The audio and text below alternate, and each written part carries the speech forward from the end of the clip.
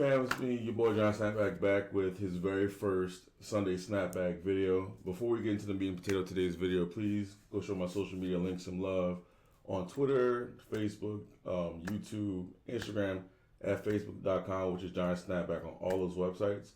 Before we get into the meat and potato of today's podcast, please go show my sponsor W some love. If you'll look in the description box below, there'll be a special link that you'll gain access to the W store. So what that means for you is that you'll be able to access all their wonderful products and also use the special code of SnapBack at checkout for a 10% discount. So, married, yes? No. Why? If you don't mind me asking, why is that? I just haven't found somebody that I would like to marry, I guess. Is there certain criteria that a man has to meet to be able for you to say, okay, look, I'll...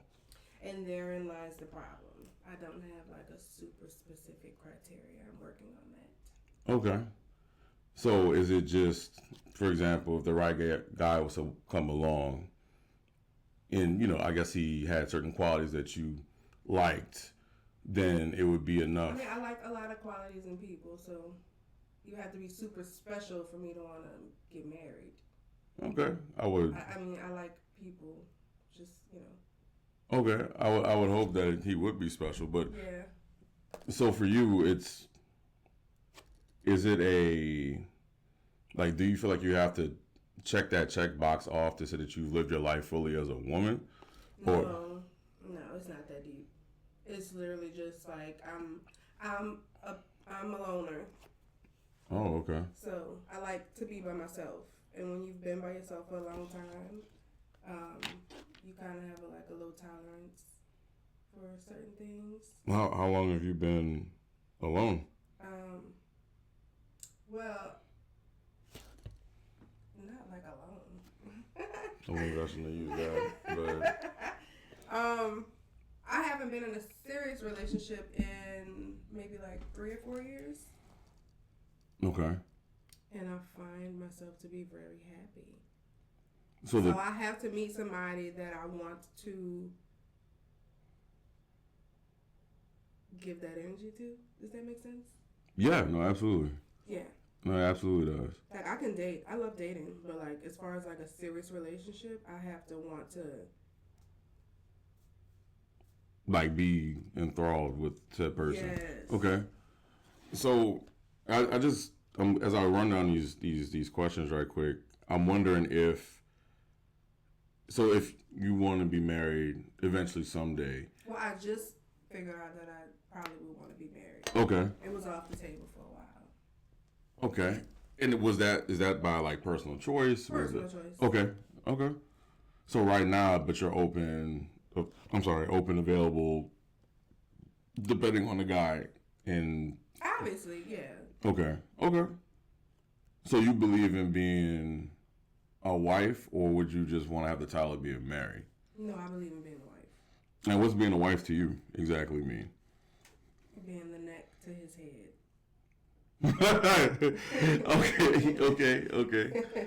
Okay. No, that's actually, I'll be honest, I've heard it, but you would hear it on TV or support. But no, seriously, if you sincerely mean that, that's dope. Sincerely mean that. Did you have to do were you a different person? The Courtney I'm talking to right now? Very different, yes. And different in what ways? I was a bit of a bitch. I still kind of am. Really? Yeah. Damn. Okay. I'm just being honest. Okay. Yeah.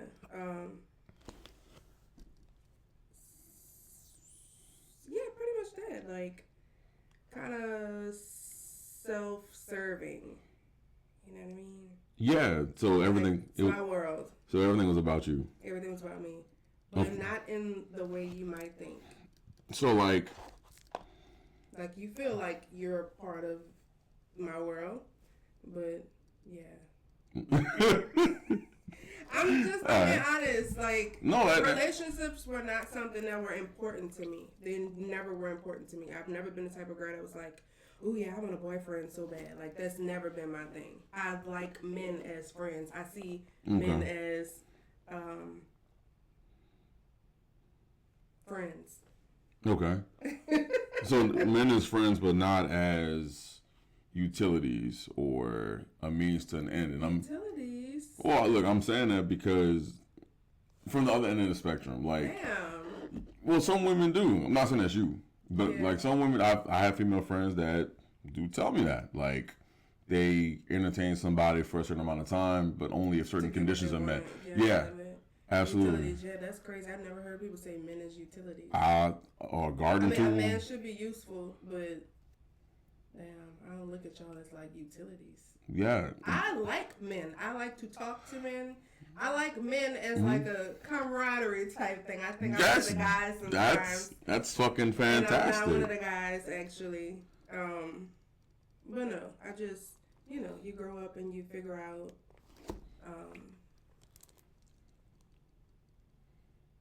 what you want. So, like, around, if you can remember, like, what age did you figure out you wanted to, I guess, be more than just a girlfriend?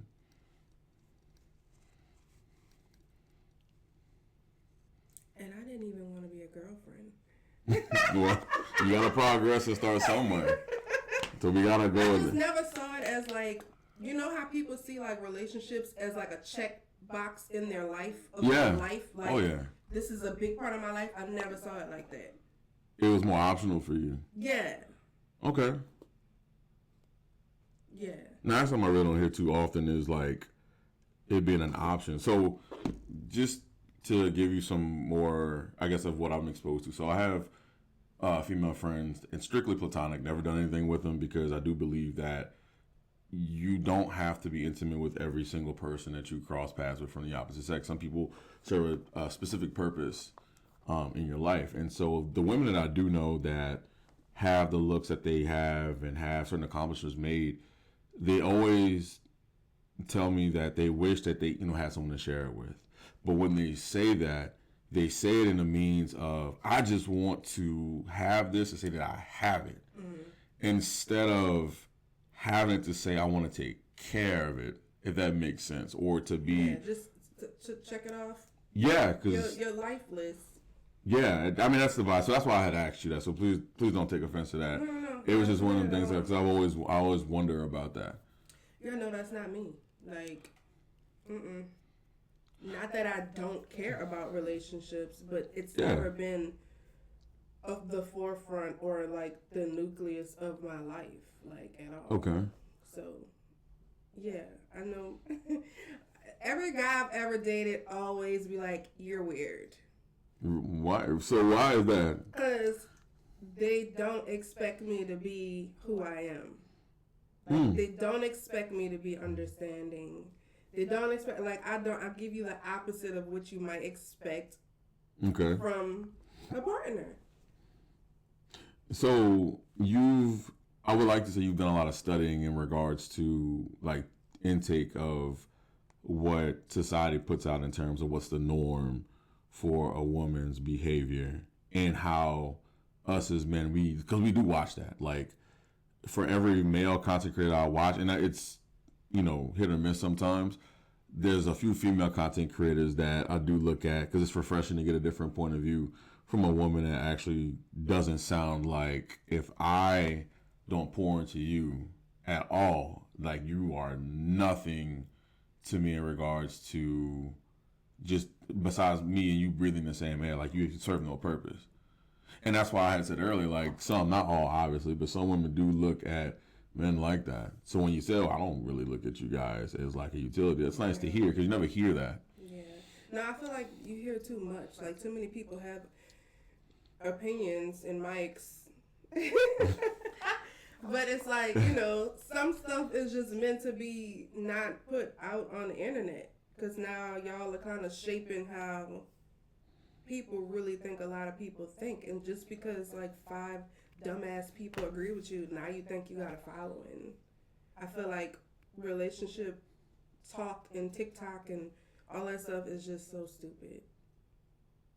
Do you think it's, like, clearly affecting how people coordinate or move through life? Instead of them having their own individual thought, yes, they look at an influencer or a content creator. They look at the conversation everybody's having, the culture, And now, you know, women are like, he has to bankroll my life. And I think most of them don't really mean that, but that's what they think that a man has to do, you know.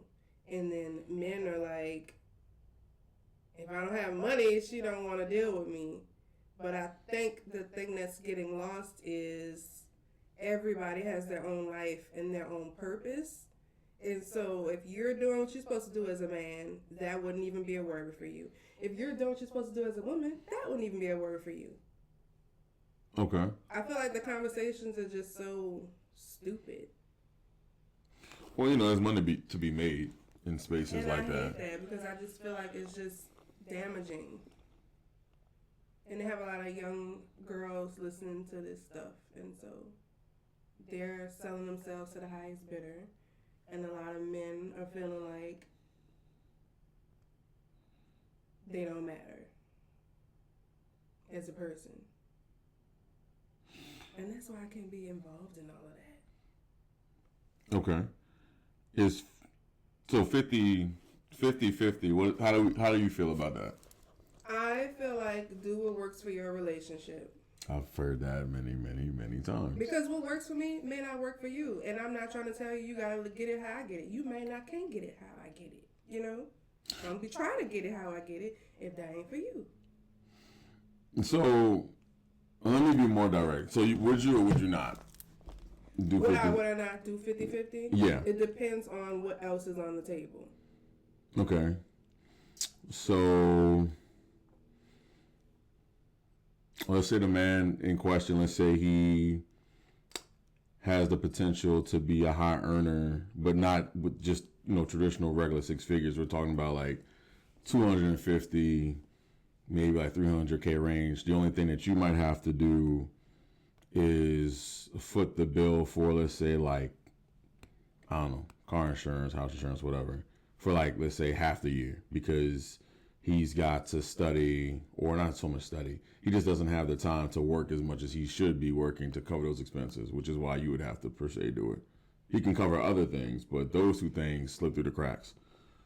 I mean, I feel like that's you know, that's not even like that serious. Car insurance and house insurance. It's just two bills. Yeah, that's just two bills. Me personally, no, that's not a problem for me. But I was just thinking, like, I feel like there are stipulations. You can't, I'm not putting myself under more pressure. That's not how that works. That's not how that works. And I don't believe a man would say, put yourself under more pressure so that I can pursue this. He's going to figure out how to pursue his thing without putting more pressure on me. Okay. And that's not to say that I wouldn't pay those two bills. I believe, me personally, for my relationship, I can take care of myself. I can take care of you as well. I don't have to. You should be able to take care of yourself as well. You see what I'm saying? Like, so for him to approach you and say, well, honey, I can't be going and get a second job. That's what I'm saying. I'm making money, right? And this is not no sweat off of my back to pay these two bills. It's not a problem. You want me to go get a second job or pick up extra hours and work harder so that you can do this? That's a problem. Well, no, I wasn't going to say get a second job or anything like that. That's what I'm saying. That's because some women might have to, you know. Some women are in that position where they got to spend more time at work because he's pursuing this or whatever it is. Maybe he's going to school. You know, if it's a season, fine. If it's a habit, no. Not at all. Okay. And there's nothing wrong with that. I was curious about that because I have some women, female friends that, for the most part, I don't think 50-50 would ever be an option. I think that's probably understood to be true. You don't probably even have to ask that. But some women are okay with that, and that's totally fine. That's why I say everything. It depends on what's going on with you. Some women are hustlers, okay? Yeah, I know a few. And a dollar don't mean nothing to them because I'm going to get it right back. So that type of situation, some women are like, hey, I don't want to work. Working makes me unhappy. I've heard that. I just want to take care of the home. I get that. So you just got to stop trying to, if you the type of man that want a woman that's a hustler, stop trying to date a woman that wants to stay at home. People are just incompatible and trying to make it happen, and it's not going to happen. If you want a woman that's going to do 50-50, go find your woman that hustles. Okay. If you want a woman that's going to take care of the house all the time and take care of herself all the time, you want a trophy wife, get you a trophy wife. Okay. I mean, look, the logic makes sense. It does. I don't understand it. It's like you got women who trying to be with men who want a hustler, but they don't want to be a hustler. So go find you a man who doesn't want a woman that's a hustler, and vice versa. Well, we all want the nice and shiny things, even things that we might not even be able to grab off the shelf. And so a lot of those things kind of fall under aesthetics, I would like to say, initially at least. And so the burden that you pay for it, and I'll speak from a man's point of view, the burden that you pay for beauty typically is some form of picking up, I was going to say baggage, but something I have to, or he in question, whoever that may be, would have to compensate for in regards to dealing with said person. So one of the things that I would hear a lot, and because I have, like I said, I talk to men, women all the time. I have a lot of people I still remember, and I still keep in touch with from high school, college. A lot of my friends that are guys would typically tell me that the beauty in a woman does not equivalent to the value that you get out of her. It depends on the man. And again, and I think that with that statement alone, depending on what you're looking for, everyone, I mean, you have to be physically attracted to the person. That's a given. So we can't say looks don't matter. But to solely... We can say looks don't matter. So I'm not going to say that. To women. I think that... Because we got to be a little realistic about that, too. Like, I'm not going to... For example, because I know me, right? And I would say this to really any of my female friends. Let's say I don't know you, right? Let's say we never even crossed paths. The first thing I'm going to do is see, are you visually appealing to me before I even approach you? Unless, we're walking like simple, hey, how you doing? Yeah. Respect for a human being. There's nothing wrong with that. But obviously it's not going to be just that. If I was to see you and see, man, maybe I might want to get to know her better. The way that you get your foot in the door with that is you got to be appealing to whoever that person is. And I think that goes both ways. But I know for us, being men, like, beauty matters to us more, I would say, than it does to y'all. Just because of the simple fact that for us, we get judged on a lot of things in regards to the company that we keep. And so the women that we decide It's a part of your image. The women that we decide to involve ourselves with, not just behind the scenes, that's what it really matters. It's always nice to come out and have the nice new car or have the nice clothes. Same thing with having a nice looking woman. They all coexist and go together. Yeah, because I've had men tell me that men dress up for other men. I've never heard that. Yes, men dress up for other men. Man, I ain't never heard. Men get those cars for other men, and they get the woman for other men. Not because they want to impress other men. Not in a gay way. In a, competitive way. Okay. They do. A lot of stuff that men wear is not for women. A lot of stuff that men drive is not for the woman's eye. Like, it's literally for the man's eye, I think. Okay. I can see not all men. Let me just say that. Majority, yes. Okay. That's a first for me. That's definitely a first. Also, I've also been told men are not really visual creatures. It's a lie. It's a scam. It's a scam. Now, who said this? Women are visual creatures. We like nice things. Somebody said if men were visual creatures, they would have the most beautiful homes, the most beautiful this, the most art, and all of these things. And it's like not a thing for men. Well, I think it depends on what you want to indulge in. I mean, so for example, I'll use this house for an example. Grateful to have it.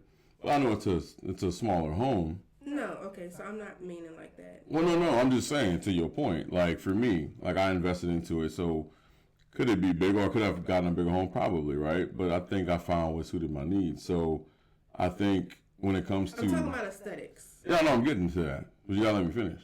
With that, like I know that maybe, probably, whether it could be Woodmere or wherever else out of here, there's probably a nice house that does look better, that's bigger, right? That probably has more rooms. But my initial concern really wasn't with things looking as nice per se. I was more worried about the utility and the value that it would bring to me immediately. But that's my opinion on that. That's my perception of that. So when you said that someone I don't know who said it, but... It was a dating coach. Oh, okay. It made perfect sense as a woman. Okay. As a woman, you know, you can definitely see how men aren't really aesthetic. The only thing y'all care about aesthetically, for the most part, is the woman that's next to you. Let me stop you and let me ask you this, because I really want to know. And this is coming from a woman's perspective.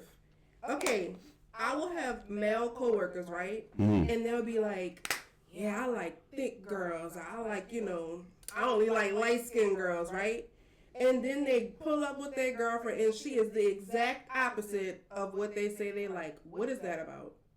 So can you break that down to me? I don't understand it. So for men, you have to, like for me, for example, you have to get what you really necessarily can when it comes to dealing with women. You have to increase your value. But the way that we increase our value is by making ourselves useful, gathering resources. We can focus on aesthetics, whatever the case is. But the women that we desire, typically we do not get unless we're in that certain percentile or we're at that level that we need to be at to attract her, typically. Well, I'm happy you said that, because that's a very humble thing to say. Well, in my opinion. Because these men will not say that. I mean, that's just obvious, right? But my thing is, why the way I hear men talk about women, and then their girlfriend pull up and it be like, and that's no shade to the woman, because it's no shade to the woman. It's all shade to the man, because it's like, how can you sit up here and be like, I like women like this, and then your woman is the complete opposite of everything you saying, and nobody asked you what kind of woman you like. Let's start there. Nobody asked. It just be voluntary information, and then you be like, okay, cool. And then be like, yeah, this is my girl. You be like, okay. So completely opposite of what he described as appealing to him. I mean, like, I like thick girls, and the girlfriend will be 100 pounds soaking wet. You know what I'm saying? Like, and it's no shade to the woman. It's just like, I've always been really intrigued by that when it comes to men. Like, why do y'all do that? I mean, I if I had to put my thinking cap on, because I know how I am, and you know I'm a man as well, but like I desire, dare I say it, like a certain type. But I like to claim I don't have a type. I like who likes me, and I try to do what I have access to. That's the point, what I have access to. The women that like... I love this. Give me a high five, Jonathan. Because that is the most realist take. And I don't know what the fuck is up with these people these days. That's like the women too. It's like, be fucking for real. Be honest with yourself. Nobody wants to be honest. Everybody's in la la land. Well, I mean, everybody think they're gonna get an NBA player or a baddie, whatever you call them, and it's just like. That's interesting to hear that you say that. I've never heard that about men in regards to them having the complete opposite of a woman that they desire. That's the first for me. So you put me on to something new. I'm telling you, like from high school to college to even now, like if you hear a man talking about the type of woman he like, what he likes, and then if he got a girl, because 9 to 10 the ones that be talking about what they like, you don't even know they got a girl, and then the girl pull up and it's like, girl. don't even like you for real, girl. So he putting on the front. He's posing for said woman. And he might love that woman. You know. But it's like, why? Well, there's other aspects. Is this just like locker room talk? Is that's what that is when men do that? So we don't. I would say, because I'm not gonna speak for all men. I'm not gonna do that. Obviously. But like, I will speak for myself as to what I think, because I have been in the locker rooms. I've been into barbershops. We talk about these things. We talk about women just as much as y'all might talk about us. But the thing is, it depends on who it is. But what the whole point is, though, the things that we do in regards to women are only in relation to what we have accomplished for ourselves. So if you are going to desire a certain type of woman, if you're going to be realistic, you have to be able to meet the, whether it's criteria, whatever words you want to say. I like to look at that because I'm a big gamer. So I'm 33 years old, right? So every year, and it goes for women too, every year you get one attribute point to put in a certain stat that you might have. So for women, I like to say women have aesthetics, morality, and then you have character, right? And you can say for men, you can say we have more like morals and values. Let's say we have strength, and then we have work ethic, right? Some men like to max out their work ethic because we know we can compensate for having a low stat and not being as strong as the next man. Some women like to max out their aesthetics. Why? Because they know they can compensate for it in other areas. Mm-hmm. But for the men that you were talking about, I would put my bottom dollar and say it's because that's who they have access to right now until they do the work to get those points that they need so that woman that they really like will come and fuck with them. Because you know what I'm thinking? You ever see like a tall person or a regular person with like a midget? I've never seen that combination, I'll be honest. You've never seen like a regular sized person with a midget? No, I actually haven't. Okay, so I have. And I think those are real relationships. If the woman is taller and the man is shorter? I mean, like an actual midget. Oh, okay. Goddamn, you thought I was just calling a short person a midget? Or is it a little person? I'm sorry. You know what I mean? Yeah, I do. When I see like a regular, because it's like, why are y'all together? Y'all must really like each other. Y'all must really like each other. Because why? So it doesn't really matter to you, like if the man is shorter versus a woman being taller. It just. I'm not talking about short and tall. I'm talking about actual you. If you were dating a little person, do you see what I'm trying to say? I do, but I was just thinking about it more. Like that's real love to me. When I see relationships, I'm not saying other ones are fake. Good, I ain't never seen that. I know this is random. You've never seen a. Listen. This lady used to watch me. She was a midget. Her husband was a regular sized person. Okay. I've seen tall people with. I've never seen that. Well, it's out there, and I always think that is the most purest relationship because people will not be with somebody. You got men that like big bone women, don't want to be with them, love them because of what other people will say. You see what I'm saying? Oh yeah, no. And you have somebody who's with somebody who is a little person. I know that's pure, genuine love. That was just random. I just had to say that. No, I appreciate the randomness. I just never seen that combination, but I would have to say like what I was gonna say. What makes someone a midget? Like what height they would have to. Yeah, I meant like an actual little person. I wasn't even talking about like short people. I'm talking about like, you know. Well, yeah, I guess that would have to be true love. It is, cause what else could it be? I was gonna say maybe a fetish, maybe, but you know, cause some people do. They got weird kinks out there. Some people like feet. That's one I keep hearing about a lot. Some people like feet. What is there to like about feet? I don't know, but like I was gonna say someone I used to deal with. She liked feet. She knows. She want her toes sucked and things like that, and I just never. I wouldn't consider that a fetish, a toe fetish, a foot fetish. Okay. You know, Shit. I wouldn't consider that, but no, I don't know. We got off topic. How do we get here? Oh, that's the natural conversation. So what even was the topic? What? So you have stepped into womanhood. I got you. So you stepped into womanhood with what experience, knowing as to how to maneuver through womanhood? Ooh, no, we're still learning. Oh. As you grow, listen. You don't reach womanhood or manhood. You reach different levels of it. Okay. 20-year-old you is not gonna be 50-year-old you, and 50-year-old you is learning different lessons. You know what I'm saying? So I don't think people think, oh, I'm a grown up at this age, and I think like people our age. And tell me if this is true. Do you feel like you're cosplaying an adult? At times I wonder if there's another adult over there. At times. And you, as a child, you remember how you looked at your parents and you like, damn, they seem like real ass adults. And now that you're that age, it's like, damn, I feel like a big ass teenage adult, No, absolutely. I think I think that's really just how it's supposed to be.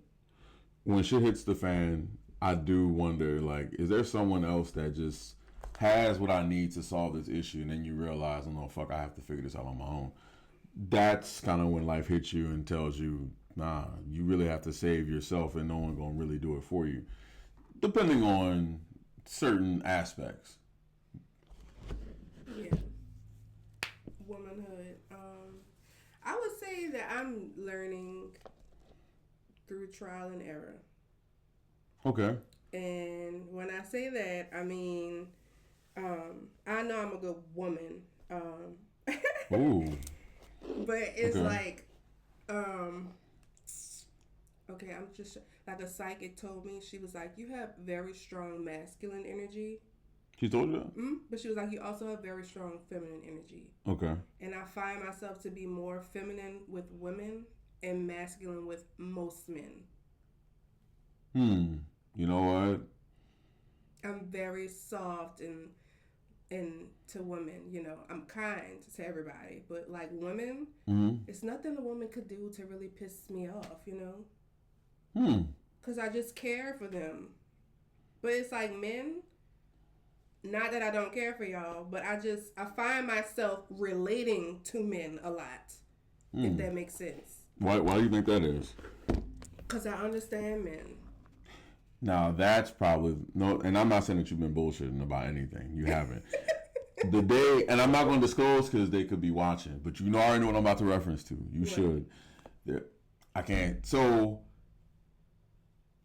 I'm not going to say it because I think I can't say it without them knowing, and I'm not going to put them out there like that. But I will say this: when you heard what I had to say, the fact that you could finish my sentence for me logically without even letting me finish it, I knew right then and there, you're not like this bitch over here. And I'm going to just keep it like that. Because it's refreshing to see like you, like I said, me getting to know you now, knowing that you can relate to men. And you're saying this. I've seen it. So before you even said it, I've seen it. So I'm not even going to see you saying that for the camera. No. You know what I'm saying? That's what I'm saying. Like, that's... Man, like, and I always say I love being a woman. I would never, ever want to be a man. I feel like it's a heavy weight. A heavy, heavy weight. And I honestly feel like being a woman... And I know women don't want to say this, but god damn it. Being a woman is hard if you make it hard. I would never want to be a man. I don't think I've heard a woman that would ever want to switch places either. No, we be wanting to switch places. We be wanting to see what it's like, I've heard that. Other than that, this is what I've heard. I would never be a man because I feel like it's a lot of times that we project onto men what we think men should be doing and stuff like that. And I just feel like it's a lot of weight to carry as a man. I really do believe that. And I feel like being a woman is very easy for me, which is why I feel like maybe I have that view. I don't find it hard to be a woman at all. No barrier or whatever people may call. I don't find none of that to be in my way. Sexism, all of that stuff. Miss me. None of it. when I have women, which thank you for that. It is refreshing to hear, and I'm saying that sincerely because I don't know, maybe since forever, I don't really get the chance to show appreciation for the opposite sex in regards to connecting with a woman unless I'm doing something beneficial for her.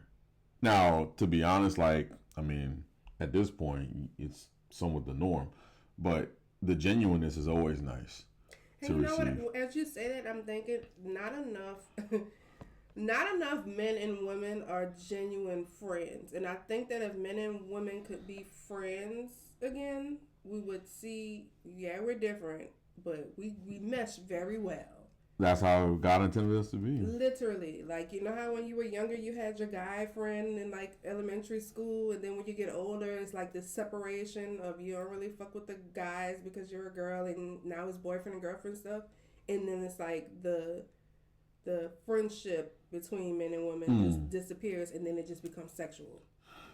But, so, you believe men and women can be friends, strictly platonic, never be intimate or anything sexual whatsoever? Yeah, I've had friends like that, and I also believe y'all could be sexual and still be platonic, you know? Yeah, but I believe that too. I do. I've actually been in that position before. Yeah, it's like we're all adults. Well, everybody ain't adults, but we're all adults. Well, you gotta not care as well either. Like, you kind of gotta mind your own. Truth be told, I don't even think women really care. They're told that they're supposed to care. If that makes sense. So, like, elaborate on that. Care about what the man is gonna care about. Like, the whole thing about women can't, like, separate emotions from sex. Oh, okay, yeah. More than anything, a lot of women can. I just think that there's some kind of program in their mind that tells them they have to care. I don't know. I mean, it's biology. I don't think it's biology. I mean, there's certain things that I think women do, just like we do innately, and we don't really realize it. That's what I'm saying, that program. That's biology. It's biology. I don't know. I believe that to be true. So, what makes a woman to you? Jesus Christ. I know. That's why I'm asking. The XY chromosome. And that's about it. No, that's the best answer. I've never gotten that answer. That's about it. Okay.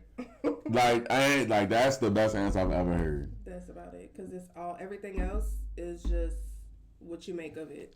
Typically, I get the response of why you asking me that. That's typically what I get.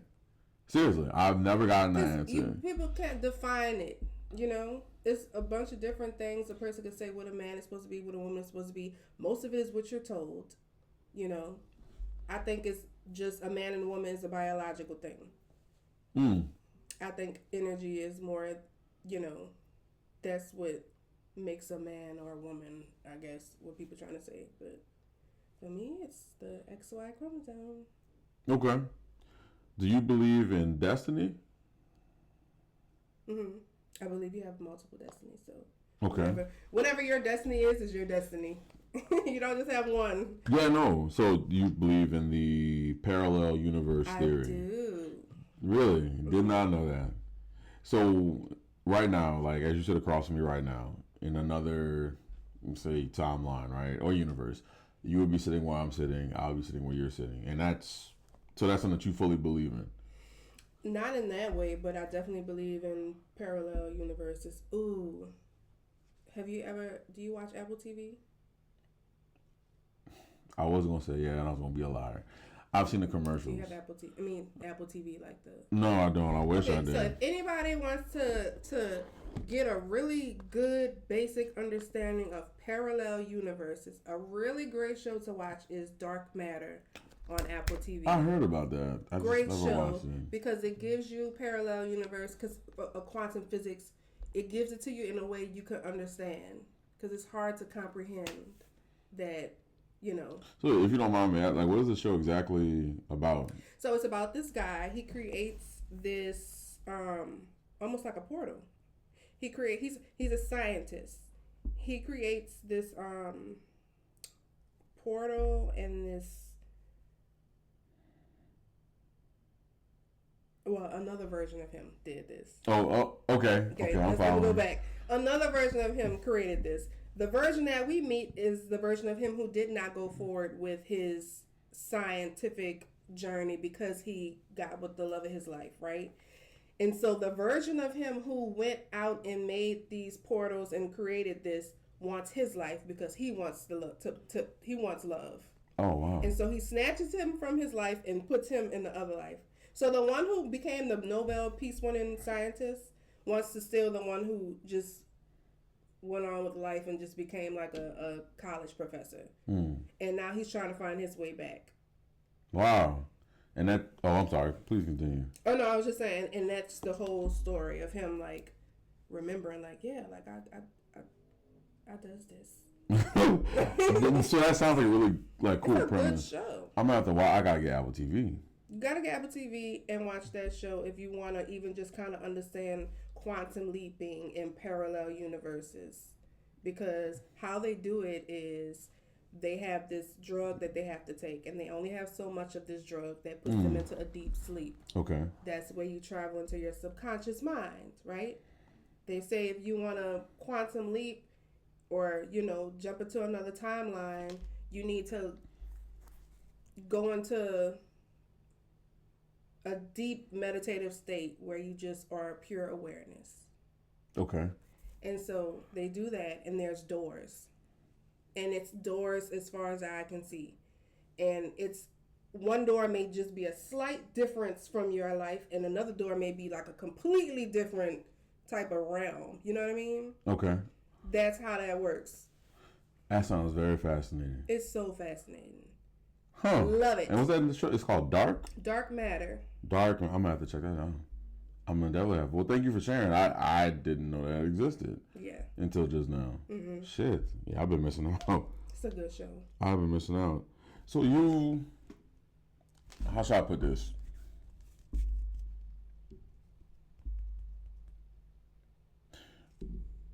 Because you've been giving answers, great answers, by the way. I have to add. But like, let me see.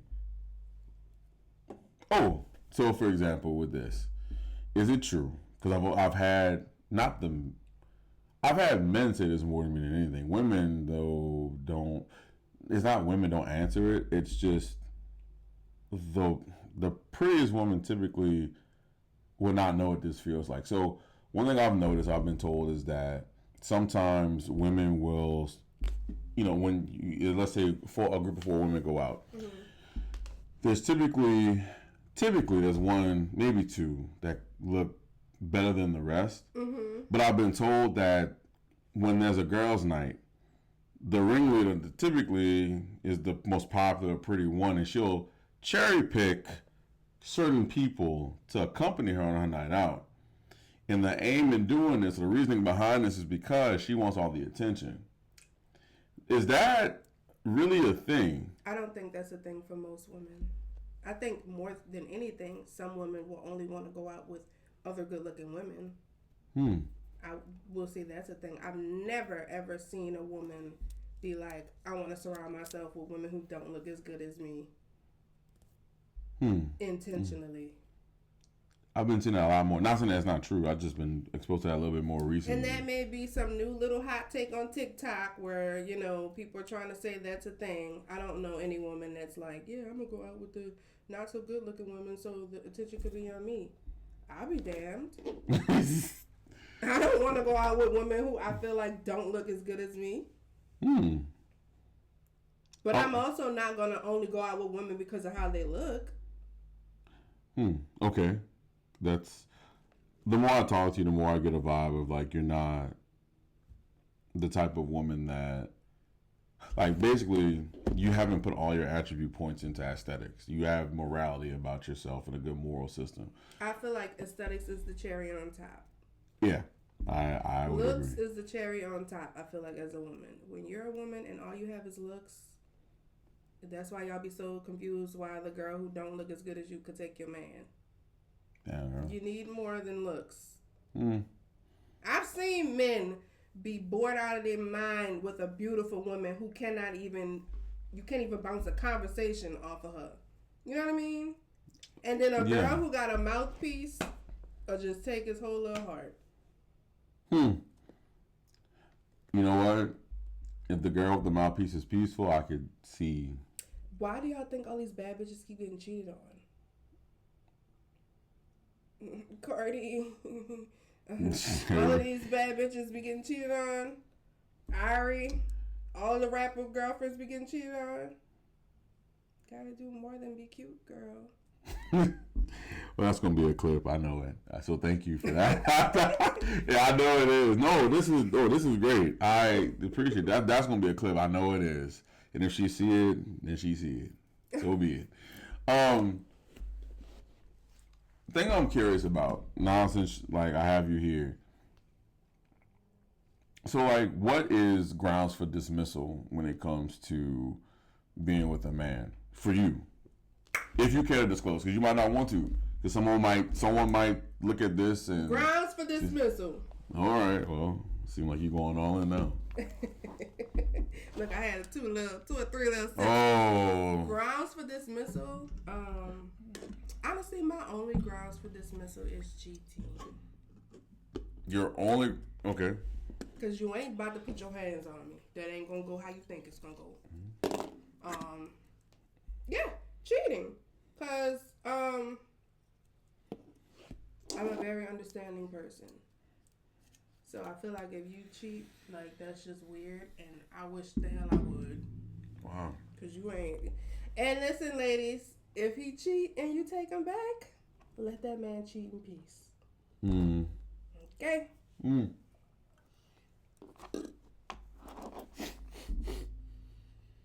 It just don't make no sense. I hate to see a woman get with a man who cheated on her. He cheat again. She keeps taking him back again.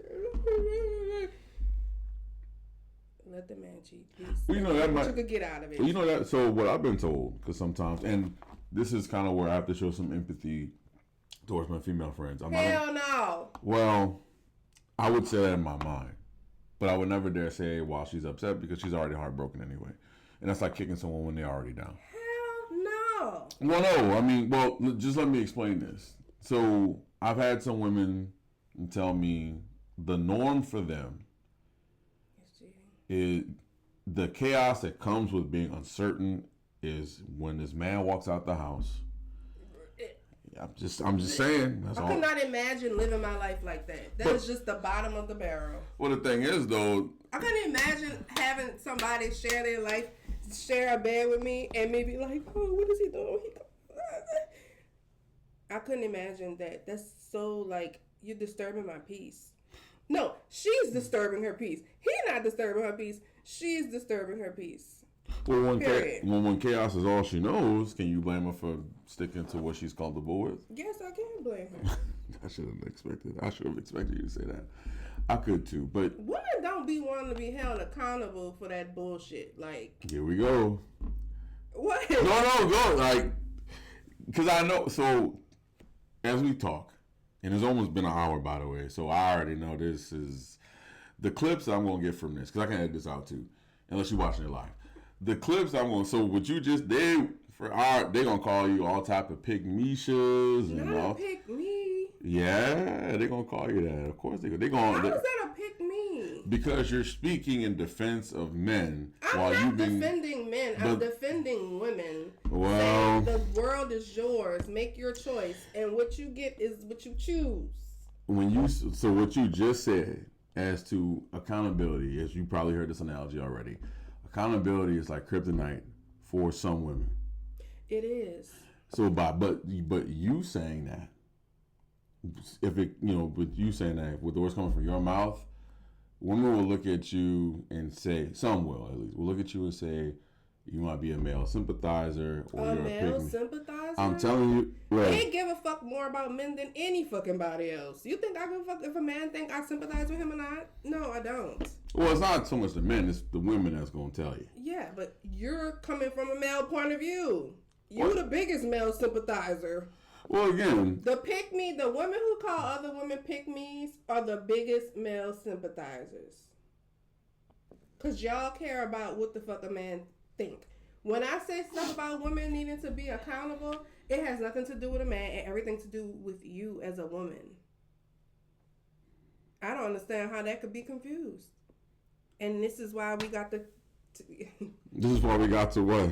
Put these mics up and go back to talking in the beauty salon and at the church and wherever else you talk at, because I don't even understand how telling a woman like your partner is a reflection of you. Okay, if you keep attracting these type of men, baby girl, you need to go look in the mirror and fix some things, because it's about you. And when you put it about the man and he this and he that, you put too much power in his hands. See, again, that's going to be another clip, so I appreciate you for that. But third, I'm just saying, see what you just said, the back half of what you just said, they're not going to hear. They're going to hear, you need to do this, this, and this. You chose this partner. And I'm telling you, I'm just going to warn you now. I don't give a fuck. I'm glad you don't. So you, being a woman that you are, do you believe you have tapped into your hidden potential, or do you feel as if there's still more yet for you to discover about? You will stop discovering when you're dead. Like, that's why they got women out here 50, 60 years old looking better than women my age. Because, baby, the party keeps going. You know, you don't just stop at, I don't know. That's just a crazy question. That's just a crazy question. I'm constantly evolving and digging deeper and becoming more aware. So, yes, constantly reaching different potentials. Oh, that's interesting. I'm trying to manage your strength. Okay. So you, being the woman that you are, which I appreciate you for showing face and just being here just in general, because now, like, and again, you might not be the last. I hope that you're not the last. I will hope for this to grow into something a whole lot bigger. So for you being in this chair that you're in right now, who would you like to see speak out about the division between, because it's still there, but I think things are mending a little bit between men and women. I think they are, because I hear more now, like more men and women speaking out about like what we're talking, the channels. Yeah, we're talking, so that helps. That's true. I hope that people are listening. Yeah, I'm watching the stream. I don't think there's one single person that I think needs to have that conversation, because it's just regular people like me and you, because we the ones that make the world go round. Not the celebrities, not the podcast bros.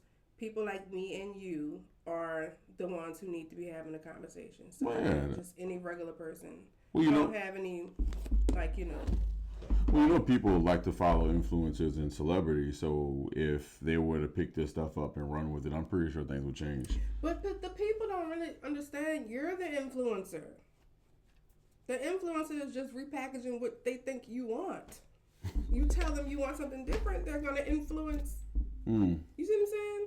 Yeah. I don't understand the whole influencer thing. So everything they do is for views and likes. What does my audience want to see? How are you the influencer? That's just a random thought. Keep them coming, because people keep coming in here and leaving shit for me to read. Okay. We need to go reverse. Reverse. I need the people to start saying that they're the influencer, and y'all demand y'all favorite people to talk about the things y'all want to see and do the things y'all want to see. That's a great take and a great concept. The problem is I don't think there's enough people that want to see that. Guess what, y'all? It's the age of Aquarius. So get ready. It's the age of Aquarius. Y'all about to get the shock of y'all life. Things are changing. Do you believe, and you don't have to answer this if you don't want to, but I'm going to ask it because I put it down here on my notepad. Do you believe racism is always a factor when it comes to any disciplinary process at the job? Not your job, but just say any job. Is racism always a factor? Or a potential factor. Definitely. But Wait, why at the job? That's what's tripping me up. Like, disciplinary factor at the job.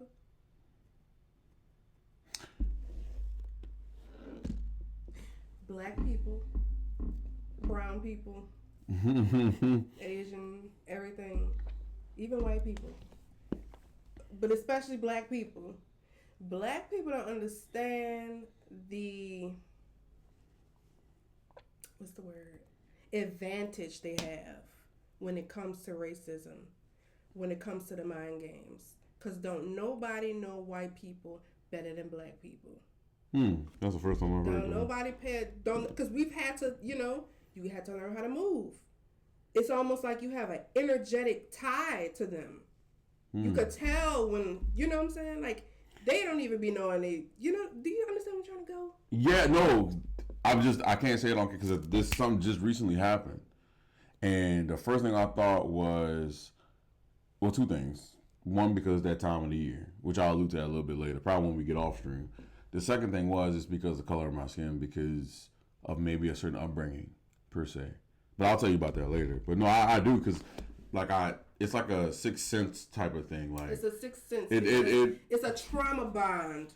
Like, it's literally, we are trauma bonded to white people. So it's like, I'm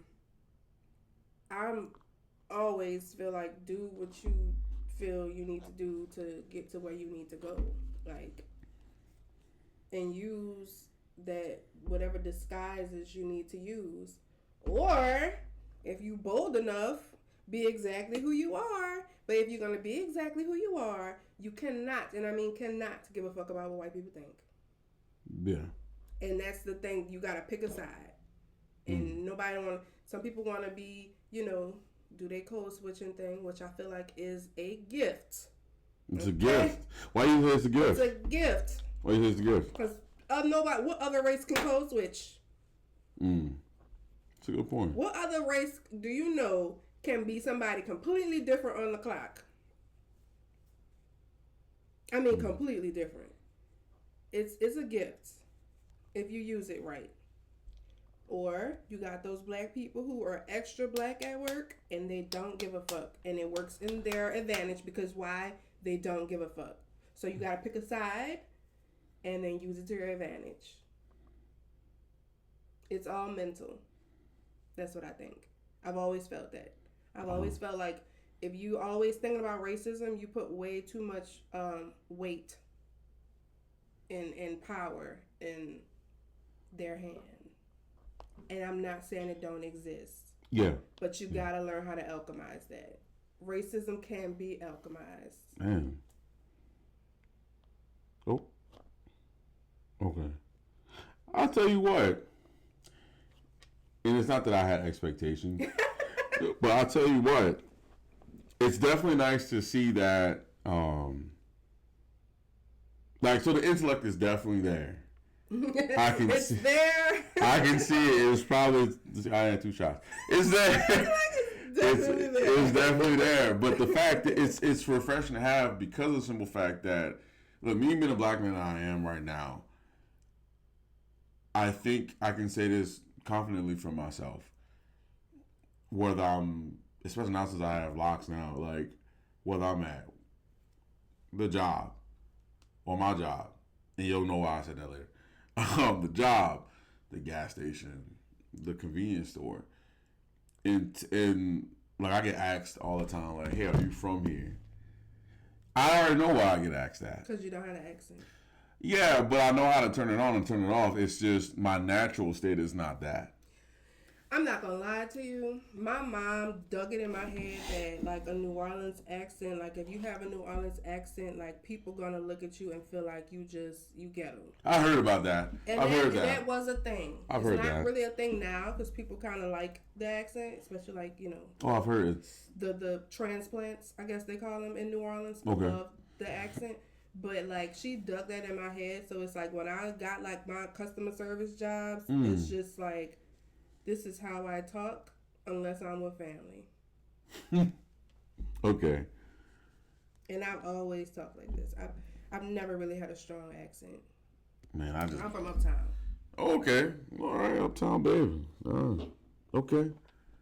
Man. Well, I mean, look, I couldn't tell, obviously. I couldn't. But then again, like, I've never... Damn, I hate to say that. Your mama say it. You, like, as I see you now and I sit across from you now, especially now since we've been talking for at least an hour and 10 minutes. You and the word hood rat would never be in the same sentence. No. If someone said that they looked at you as a hood rat, I would say you must be insane. Nobody's ever referred to me as that. Hey, I can as a matter of fact, they used to call me white girl. They used to call me... why is that? I wasn't mad. Because I don't talk like that. I carry myself in a certain way. Like, really, like, my mom and my grandmother and them, like, was really very, very big on, and it wasn't, like, anti-black, because I grew up pro-black everything. You know, my mom, my aunts, everybody. But it was like, you know, I think it's because, I think this is going to be so weird. But, like, my mama from Gentilly. Okay. And, like, when I was born, we kind of moved uptown to, like, the hood. Okay. So I think she was, like, very, like, girl, don't... Like, I really think that's what it was. Like, my mom didn't grow up in that kind of environment, and so she just was like, you not about to play with... I don't want you playing around the corner. Yeah, like, okay. You know, that type of thing. So it's like... Wow. Well, thank you for the vulnerability. I appreciate it, because I know that might bring back certain memories that you might not want to disclose here. Oh no, I had a great childhood. Okay, not that I assume that you didn't, but I know, like, you know, living in certain areas, certain things happen. So I didn't want to be inconsiderate of that. Because it's like a lot of stuff happened around where I lived at, but not too much on my street. Okay. Yeah. But, yeah, this was like the 90s. So, I was just telling my mom, I don't know where the white people was at in the 90s. I don't think they even lived in New Orleans. Where did they live at? They didn't have white people in New Orleans in the 90s, did they? I was born in 92. Like, You from New Orleans? No. I was actually born in Vacherie, Louisiana. Oh, that makes sense. So, for me... Is yours? I'm sorry. No, that's yours. Okay. No. So, I'm not... I was born in Vacherie, Louisiana. So, the city is something I had to learn to get accustomed to. And then the accent came as I got exposed to the city itself. But me, honestly, I guess talking like this came from two things. Reading books and playing that motherfucker right now. Yeah. Literally. And it's... I don't know. I've always been like that, to be honest. Yeah, but and it's not to say if you have a New Orleans accent, obviously that doesn't mean, like, you know, anything, but it was definitely a big stereotype, I feel. Well, it's fetishized now. Like, it is. I hear it a lot. And I love that. I love that. You know? Well, it makes us very unique. Yeah. And so you can tell when someone's from New Orleans with that accent alone. Absolutely. So what's a turn on for you? Turn on? Well, what's a turn on that you're willing to bypass negatives for? Good hygiene. Okay. Good hygiene. Okay. Good hygiene. Sense of humor. Okay.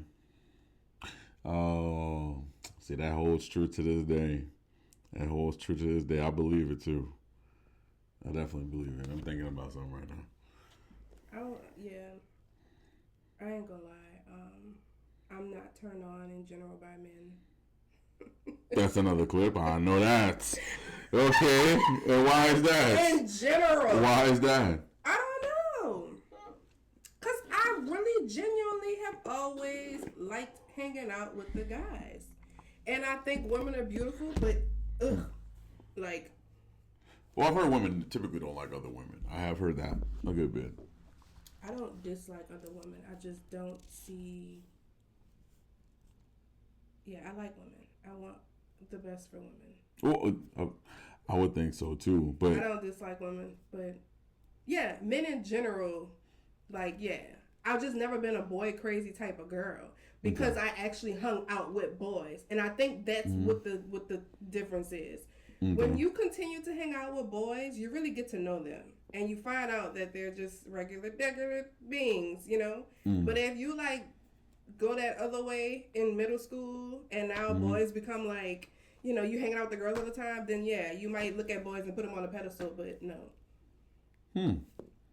It has to be something specific and niche to that man. Okay. You know, how some women are like, ooh, I like a man with big arms, like. And so it's like the man don't even have to be really her type, but he got big arms, so she turned on by him. Yeah. Not me. Okay. You're the exception. I like his big arms, not your big arms. You're the exception to the rule. Okay. Okay.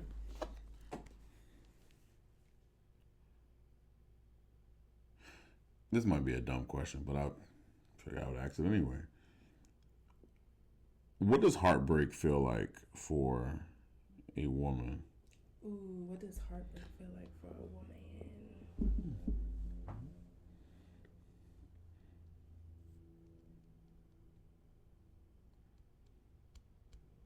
Damn.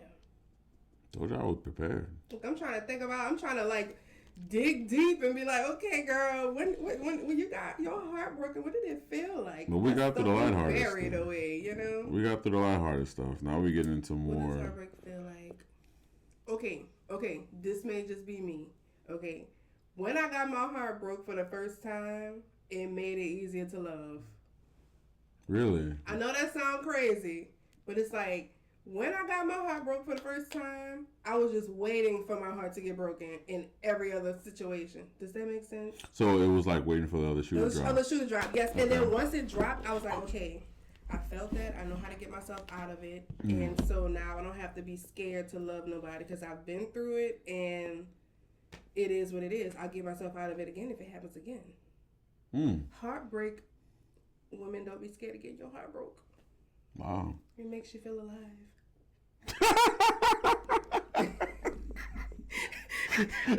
Mind you, I'm an Aquarius, so that makes sense. My heart getting broken made me feel alive. Well, I'm looking at the stream at the same time. It made me feel alive. I ain't have no heart, bruh. Wow. My heart getting broke made me feel like, because I'm not really in touch with my emotions like that. Okay. And I hate to be like on some zodiac type stuff, but literally, if you're an Aquarius, you understand what I'm saying. When I got my heart broke, it made me feel alive. I could see that. I follow After the fact. I follow astrology a little, but I'm not like by the books by it. But I do believe. I think Aquarius is a more logical than any other zodiac sign. I think we externalize emotions. We don't internalize emotions. That was the first time I actually internalized an emotion. I can tell you what you're feeling. I can put into words, you know, but it's like actually feeling it. That's a different thing, and I don't even think people could really understand that. We don't sit with the emotion. We have thoughts about the emotion, and that was the first time I sat with the emotion. I was like, oh, okay. You and these clips, I'll tell you. Thank you. You've been very generous with the clips, so I'm just chatting. I appreciate it. They appreciate it too because people are coming and they're going. So I appreciate that. That's a first for me in this little platform. So I know sincerely I do. Thank you. You didn't have to, and that means a lot. Are you the type of woman that I know what the answer to this question is? I'm gonna ask you anyway. Are you the type of woman? Are you the type of woman that believes the concept of guilty until proven innocent or guilty until proven more guilty? What? Guilty until proven innocent or guilty until proven more guilty? Yes, and there's a reason why I'm asking, a specific reason why. Listen, I'm innocent until proven guilty. Okay. You're going to have to pull up the receipts. And I gotta answer for every receipt. No, innocent until proven guilty. The reason why I asked that is just because, and I'm speaking from my personal experience. So I'm not asking you nothing I haven't experienced or anything I haven't seen in some way, shape, or form. And this is not to, I'm not about talking bad about one sex or another, I'm not really with all that. Like, if anything, I try to stay away from making content like that because I don't want to be labeled as a pander to this sex versus that one or all. I like playing video games. I like to do stuff like this, and that's it. I'm chill. But what I have heard is that, and this is crazy, and it might be the women I've run into. Well, what I've heard is that from women that I'm thinking about right now, you would be considered innocent until innocent until proven guilty. But me, I would not get that same grace and kind. And that might. For a man? I would. I mean, that's one. And in what context are we talking? Are we talking about relationships, judicial system, like what? So the examples that I was told. Are you talking about like in a relationship? Typically, that's the main one. But again, we also know the X factor, or the ace is always emotions. Emotions are the wild card. No, it's not that. Men don't know how to explain themselves to the depths that we need them to explain themselves. No, that's another clip. All right. Yes. No. I'm telling you, y'all don't know how to explain yourself. Y'all don't have no nuance, no context to nothing y'all say. So then it's like, yeah. Well, we gotta have a good listener first to understand. That's true. That. So since you, like, for example, you just said it, to the depths that we need you to explain yourself is something that we will never know unless you verbalize that. But we typically don't get that. Well, how many decades and eons do y'all need women to explain that How long do we have to go with this whole thing of we will never understand y'all? Well, no, what I meant was, like, see how we're going back and forth? This conversation would have stopped 2 sentences ago. The minute I said, well, I'm innocent, I'm guilty until proven more guilty, if you were a different type of woman, that response from you would have been, I agree. And that's it. We would have moved on to the next thing. That's what I'm saying. It's like guilty until proven guilty. That don't even make sense. That's what makes sense it's because like, no matter what, you're guilty. Exactly. That's the common denominator because it's easier to blame the man than to either take accountability or to do the due process. I'm saying that from experience. I've seen it. I've lived it a million times. Sucks to be you. So sometimes it does. I agree, but that's just what it is, and I think a lot of other men can agree. How can you let somebody do that to you? Well, that's the thing. I never let it. So I didn't know. Listen, y'all don't like. Listen. You know what y'all problem is? Y'all be like, whatever, man. I ain't got time to talk about this. I'm gonna sit at the table and we're gonna get to the bottom of this. See, I'm about that. Like, look, things need to make sense. You're not about to put no lie on me. Men, don't let them put lies on you. Don't let nobody put a lie on you. Okay? Because women, we're not letting you lie on us. Well, even when it's the truth. So the thing, we don't get the opportunity to hold women to task or put their foot to the fire because 9 times out of 10, there's an escape plan that's already been enacted that we don't know about. Gaslighting. It could be that. It could be, how dare you say such thing about me? I've been with you, or I've been this woman for you for X amount of time. So it's always, it's always. What are we talking about? Well, just. What are we talking about? Listen, that's life. That is life. No, that's life. No, okay? I ain't about to. Men play the games they play, and women play the games they play. You just gotta learn how to play the game how it go. Of course. That is life. You're never gonna have a woman that's, whatever you're trying to say. Like, no, they exist. No, I'm not even talking about women to be the polar opposite of that. They exist, but what I'm saying is, from my personal experience, and I think a lot of men can agree with this. You guilty until proven. Yeah, there's no lane or no opportunity for you to prove your innocence because innocence is not an option for you. I really cannot relate. That's what I'm trying to do. I'm trying to put myself in your shoes, but I'm going to be honest with you. You're not going to put something on me that is not on me. And we could take it to hell. We could take it to hell. Well, I guess I'll see you then. We can take it to hell. You know what I'm saying? Y'all better take it to hell. If you innocent, you better take it to hell. But listen, if you're not innocent, don't take it to hell. Well, see. Because we know. Well, the back and forth is that, well, now you sassy now because you're going back and forth with me.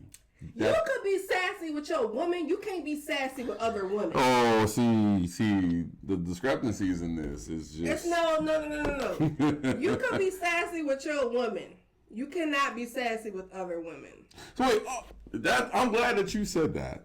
So what's sassy? Like, define sassy for me, because women call it sassy, like a man, like they're like, I'm gonna be petty too. Like we could, like I said. Oh, I would never say something like that. A man taking it to hell. I think that's. No, that was one. Okay, I was about to. So that was one person I did work with at a previous job. I ain't gonna say his name. I'm not on that type of time. He probably was the most effeminate man I've worked with in regards to what you just said, because he literally told me, well, you know, I'm petty. What fucking man says that type of shit? A lot of men. Well, apparently I just don't be around them. But shit, I've met so many petty men, and I love it. Let's be what petty. Are you serious? Let's be petty. Wow. Let's do it.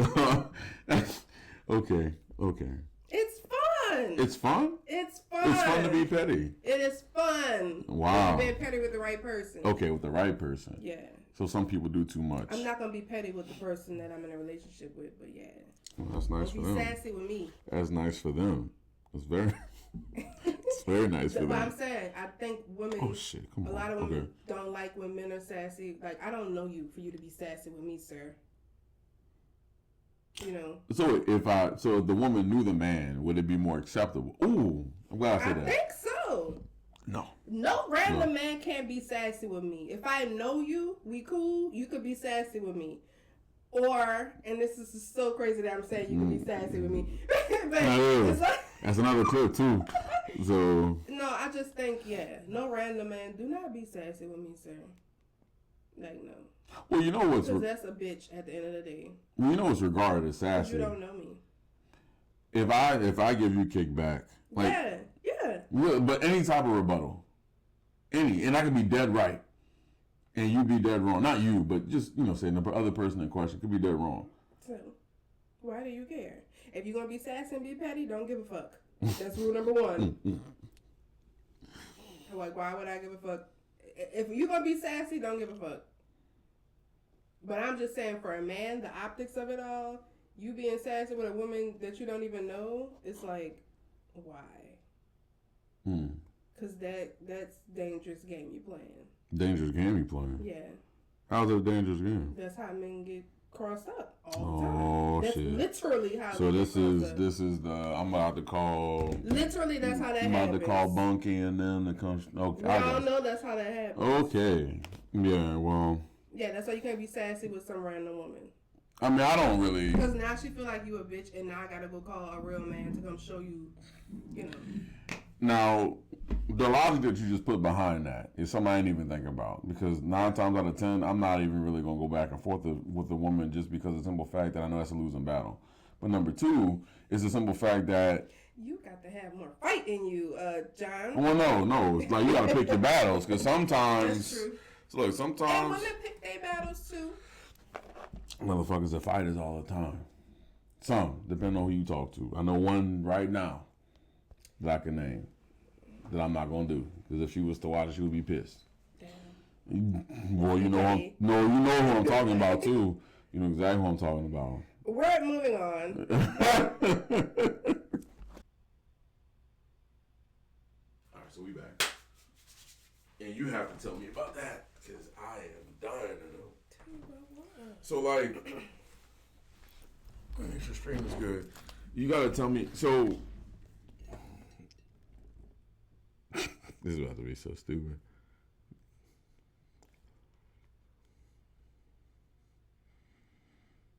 Okay, have you ever heard the word or name Pick-Misha? Mm-hmm. Okay, so like, what defines it? Like, what's a pick-me exactly? I don't even fucking know. Oh shit! I was hoping that you would. However, okay, I can give you a name of somebody who I could say is a pick-me. If we're saying what a pick-me is, because I know for a fact I'm not no damn pick-me. Okay. Pearl. You don't know who Pearl is? The little white girl? Yeah, I know. I know. Oh, she's a pick-me. She do have some points, but she's a pick-me. Wait, okay. All right, hold on. So you don't know what a pick-me is, but she is one. I can't give you explicit definition of what a pick-me is. However, she give pick-me vibes. And I found out about what a pick-me was when they was talking about Pearl. And I was like, I could see why they would even call her a pick-me. Okay. So... It's certain takes. Like, she had a take where it was like, women want traditional husbands, but they're not even virgins when they get married. And it's like, bitch, shut the fuck up. Jesus. Well, you're a virgin, Pearl, probably because the same men you want to pick you don't want to fuck you. The power of editing. Oh, so I wanted to say that's a fact. That's the truth, though. No. I know you. I just said something stupid. No. You just be wanting them to. No. Wait. Pick me. There we go. Whatever they think men want them to say, so that they can pick them. I'm guessing that's what that is. This is from my experience. A pick me is a woman that is male identified, and basically whatever makes that man, or I guess you could say the male populace in general, happy, or she seeks their approval, basically male centered, that is what she's gonna do. Yeah, so I don't see how anybody could ever say that I'm male centered. The hell? I just said I don't find men attractive in general. Well, if we take the clips I'm gonna make, because they have some spicy clips up in here. Do what you need to do. I surely will. I will do right by your side, though. I promise. Do what you need to do. I will. If the right people see this, you might be back here again, and we might have a whole big audience. No, seriously, I do appreciate it. And I don't give a fuck about pick-me's. If that's what you feel like you need to do to get what you want to get. I don't even understand why a pick-me would bother a woman. I think I was going to say competition. I'm confused. I would say competition. Like, why is a pick-me even a thing?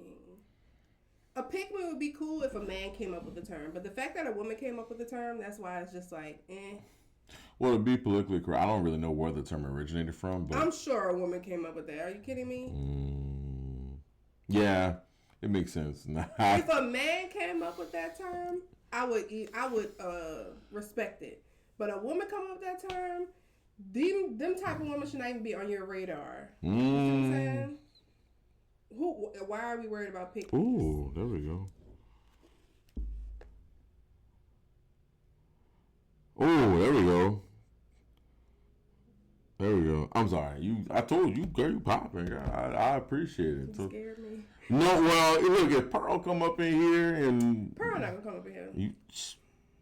Man, you never know who's watching. Oh. I told you, people have been filtering in and out of here. Hey, Pearl. Anyway. Then her name is fucking Pearl. Well, yeah, advertising, I guess. I don't know. Her name is Pearl for real. That's her real name? Yes. I didn't know that. Okay. I'm going to need you to go look up Pearl. Pearl may be old news by now, though. I don't think I've seen her in a while. The fact that you know who Pearl is says a lot, though. If you know who Pearl is, then you must know who... Does Danica Marie ring a bell? Who? Danica Marie. No, but I'm probably... I only know Pearl name because her name is Pearl, and I think that shit is funny as fuck. Okay. But I don't really remember anybody else's name. Okay. I saw the face. I know Yeah. I think I know the guy Myron. Oh man, Myron. Yeah, I ain't got nothing against Myron. I think Myron. She part of that little orgy. She's part of that orgy.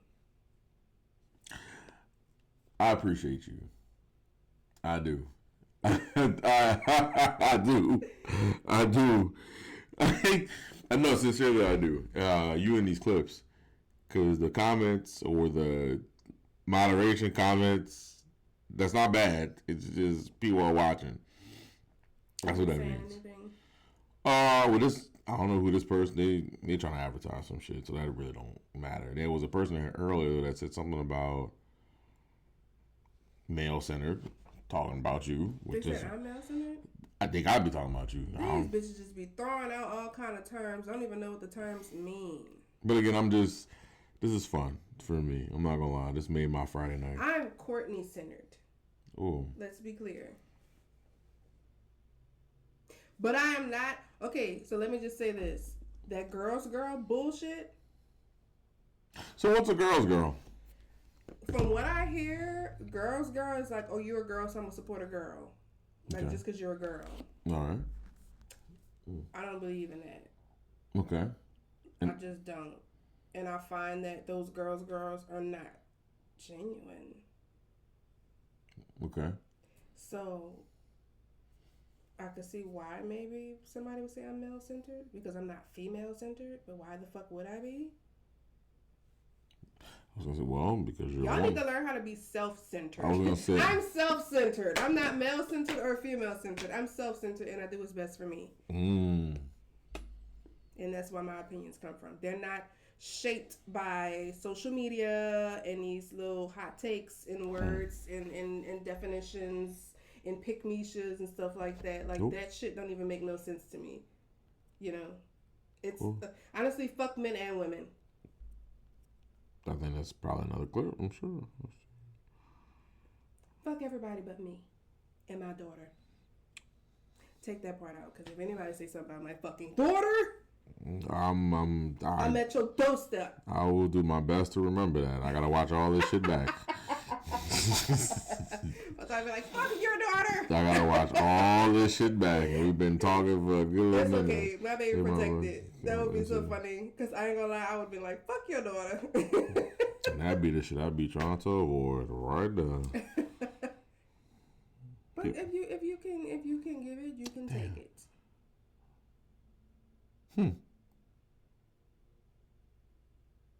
So one of the things I think I had put on here, this is just for kicks, because I know the answer to this question. I know it as much as I'm a black man. I know it. But I've had some people, and I say people, I say women, say that it doesn't. I know it's a lie. But I'm going to ask you, so to you, and because you're going to speak for yourself, does size matter? I'm psychic. I knew you was about to ask me that. You psychic? Really? Yeah. In my mind, I'm like, he about to say the size. Really? Now, we're going to have to prove that to be true, because I'm curious. Oh, shit. Yes, it does. I appreciate you for being honest. I mean, we've been asking this question since what?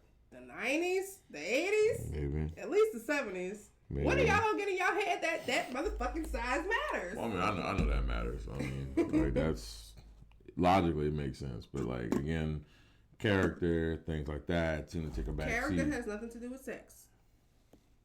I know it does not, but again, typically apples and oranges. When we speak in regards to, I ain't just gonna really say long-term commitment. Let's just talk about engagement between a man and a woman. I've had some women that I've run across tell me, I'm not marrying no man that I'm not sexually compatible with. Okay, I've heard that before. So I might as well just shoot myself in the foot. So that's a big deal breaker. That's a very big deal breaker. Wow. Come on now. No, I'm just asking you. I'm asking you. If you don't want me to cheat, if we don't have an open marriage, yes. The hell? This is my thing. You asked that question, but then men, when they get married, say, that they don't have sex as much. So obviously sex is important to a marriage. So. I mean, there's a perception that people settle for who's in their vicinity or who's convenient at the time. They settle and they're unhappy as fuck. Yeah. And I would hate for that too. And they thirsty as fuck. Which is why cheating. And they freaky as fuck. Yeah. Yeah. I agree. Ooh, so I have a question. Do you think that people should... Do you think that people should just find their freak and get married to their freak? Like, forget everything else. I ain't gonna lie to you. I think... I forgot the term, but that's what I was trying to say, the term. Like... I mean, sex ain't everything. It's important. Don't get me wrong, it is. And... I mean, nowadays, look, someone saying that they're married don't really mean a lot now. Because they can still cheat. I mean, I've seen it. But I find that the happiest marriages are the people who married their freak. Because I think in an animalistic sense, that's really... That'd be the ones that be happy. Well, you don't have nothing else. Like, if you stripped me from all my accolades and things I've done, my job, all this bullshit, the money... Think about it. We can work on some things, but like... Work on what? Like, yeah, we can work on the fact that, you know, your personality is slightly annoying to me, you know... We could work on the fact that, oh, you gained 30 pounds. But we can't work on the fact that we have no natural chemistry. You can work on that.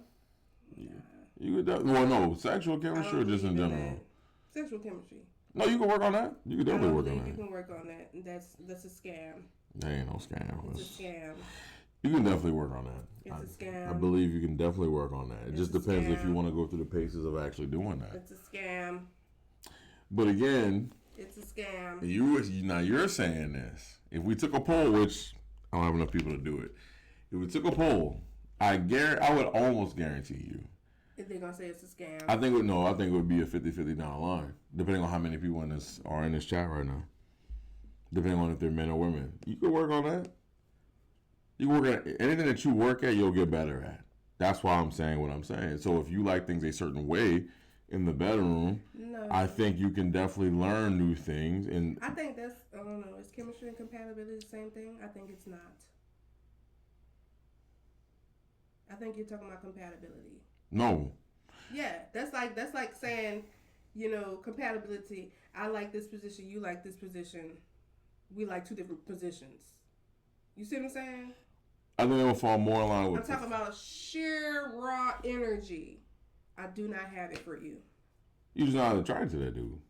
If we're talking about that, that's just what that is. No, they have some men that's attractive, and it's like once you hear them, it'd be like, oh, yikes. The perception of... Pull my jeans. Yikes. Oh, that's the alcohol. The performance versus like you being compatible with someone, you have to engage with said person before you even know if you're compatible with them. Yeah, I see where you're going. It's a balance, but it's a scam. Just gonna say it's a scam. You say everything is a scam. Damn near everything in life is a scam. So I was gonna say college was a scam. It's a scam. I could definitely say that. College definitely was a scam. The people who I know who actually make good money don't have college degrees. Yeah, people who make consistent money may have college degrees, but they ain't reaching the lengths that some of the people who don't have college degrees are making. You see what I'm saying? Like, they got people who have college degrees that probably will never make $15,000 a month. Yeah, that's true. Yeah. You see what I'm saying? I don't think college degree is a bad thing at all, though. But don't let it make you think that's what's going to make you successful. Or whatever successful is to you. Yeah. Don't think it's going to make you rich. They told us getting a college degree is how you get financial, and it can be a way, but it's not as wide. The margin isn't as wide as they try to make it seem. Excuse me. To add to your point, in which you probably might not answer this. I think the first thing I asked you was, "What did you go to school for?" I think, if I'm not mistaken, I'm gonna have to go back and watch it to be see if I was correct. But the reason why I asked that is because of the simple fact, like, I'm not psychic. Of course, I'm not like psychic like you, but I do believe that there is something, and it's probably because of previous encounters I've had, like from how you speak, your articulation, your thought process, resolutions. Because whatever the case is, there was something. And this probably shouldn't even be recorded, but because we're just talking, I'm just going to say it. There was something about you I noticed. I was like, boy, I'm going to say this. If I wasn't respectful the way I believe that I was, I'm not going to say this on camera. But I know you know who I'm talking about. There's a difference between you and the difference between someone else that shares the same physical traits that you possess. Rudimentary wise, meaning hair, you being a woman, she being a woman, and all of it. And I appreciate the fact that you can think outside of yourself and see a different perspective.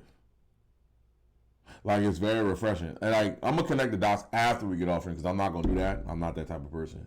But when I say what I'm going to say, you're going to say, oh, yeah, I completely agree. And the only reason why I'm bringing this up is because of the simple fact that when you talk to a lady, and this is not me like trying to glaze nothing. It's just when you're in the presence of a lady, there's different things that will happen naturally when it comes to having a back and forth conversation. I can tell you about one.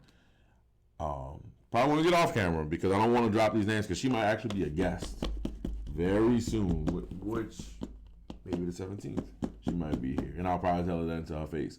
But when we were speaking, and it was just a normal conversation back and forth, like how we was talking, and I said, well, you're not listening. And she said, well, let me listen to you. Even though that's not that small, it's the fact that, and maybe it's because I'm being a man, it's nice to know that there's still women out there that want to listen. I don't think it's a male-woman thing. I think it's a person thing. I think we put too much emphasis on the sex of a person. Some people are good listeners and some aren't. I'm just a good listener. Well, I don't disagree with what you said, but for my interest, it's refreshing to hear, I want to listen to you versus, why are you asking me that? Or, well, I'm trying to get my word out because my word means more than what you have to tell me right now. I used to be like that. Well, you say you've done the work. I used to be very dogmatic and just like I'm telling you, like I used to be like that. It was that from, if you don't mind me, was that from like just, I guess, was that from like upbringing, or did you learn that behavior as you navigated through like adolescence? Or I don't know where it came from. I don't know where it came from. I just was very much like, y'all are dumb, I'm smart. Damn. You ever seen Homer, the Simpsons movie? He's like, everybody's so dumb except for me. Like, that was me. That. Man, like, don't say that, nah. That's really how I felt, and that's how I talk to people. Like, you know, I would talk over people in a very, like, I was like, yeah, I've done a lot of healing. Because I was like, ew, that must be just exhausting to have a conversation with me. Really? Yes. Wow. Yeah, I used to be like that. What made you want to change your ways in regards to how you were? I had an ex-boyfriend, and I used to talk to him crazy. But not just, like, all the time. But when he would piss me off, I didn't really know how to do well with my anger. Yeah. So, like, I would, like, you know, say the most, I ain't gonna say fucked up things, because not in general, but I know it's fucked up to you, you know. And I just realized, when I became aware of that, I became aware of how that translates into whenever I have an opinion about something and your opinion doesn't sound like mine. It's all insecurity and it's all ego at the end of the day, you know. But yeah, it started from there, and then I started to realize, wow, I carry this into all conversations, not just when I'm mad. When I feel like your opinion doesn't match with mine. Wow. Out of everything that you probably said tonight, that's probably been the most, because I could feel it, or it's alcohol. I'm just. Or it's alcohol. But no, because you don't hear it. Like, for me, like you don't hear the. This is what I did wrong, or this is what I was doing wrong, and this is what I did to change. You never hear that shit. You never hear it. Then you know what? And this is really where it all started. Relationships really are a reflection of you, you know? Like, and every time I got in a relationship, I was always, no matter what I was doing, no matter how it ended up, I was always trying to figure out, what is this saying about me? You know? Like, this person I'm with, maybe there's some of their attributes. Like, it's a direct reflection of you. It's a mirror to you, and people don't understand how important relationships are, friendships, but especially like intimate romantic relationships. they don't see like the magnitude that they hold, and how like I learned that from that relationship. I learned that you need to watch your mouth. Like, you can't just talk to people any kind of way. And it ain't because he went upside my head or even talked mean to me. It's because I could see how my words would affect him. And he was such a nice person that he never, You know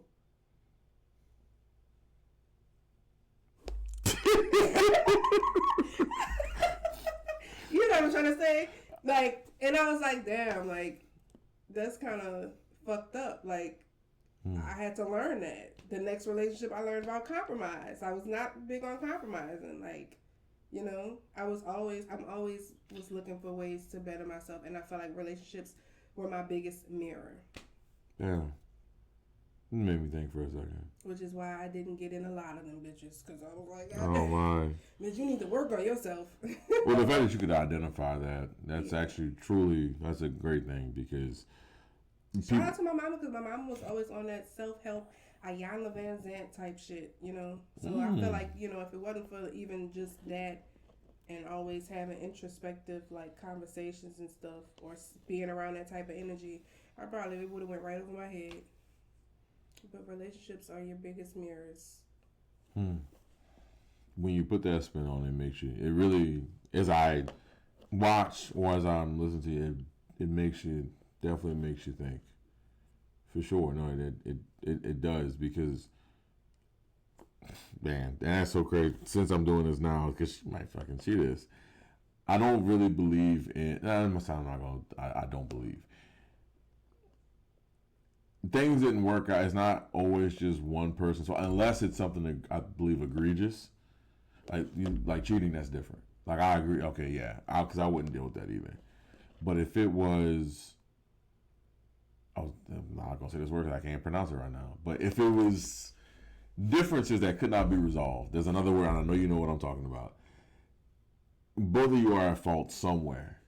Yeah, I know. I'm not saying that the other person didn't have their fault, because you both learn from each other. It's just, I definitely know I was learning. I don't know if they was learning, but I was. Jesus. And that's probably why I'm like not really ready to get in another relationship, because I'm just like, okay, the next time somebody marry me, I want it to be nothing but great things, So you've been, maybe you said this earlier, so you've been married before. No. Oh, okay. I thought you said you were married. I apologize. Engaged. Okay. What does that feel like? What? Like, you probably don't. Now that I've gotten the string of responses I've gotten from you, probably don't even care about that. What? But like, so do you ever feel like you have? I know you have friends, male and female, right? You probably have more male friends than female, I assume. I could be wrong. Not really right now, no. Okay, so any of your friends married, engaged? All of them? No, I have friends that are married, friends that are engaged. Okay, so all of them are married and engaged, or just like no? Okay. Well, this might not really apply to you per se, but I'll ask it anyway. Do you ever experience you're good enough to be the bride? No, what's it called? You're good enough to be the bridesmaid, but never the bride? Is that something that ever crosses your mind? No, because I believe that if I truly set my mind on the fact that I'm ready and open for marriage, it's going to happen. I had to get there first. I'm being prepared for marriage right now.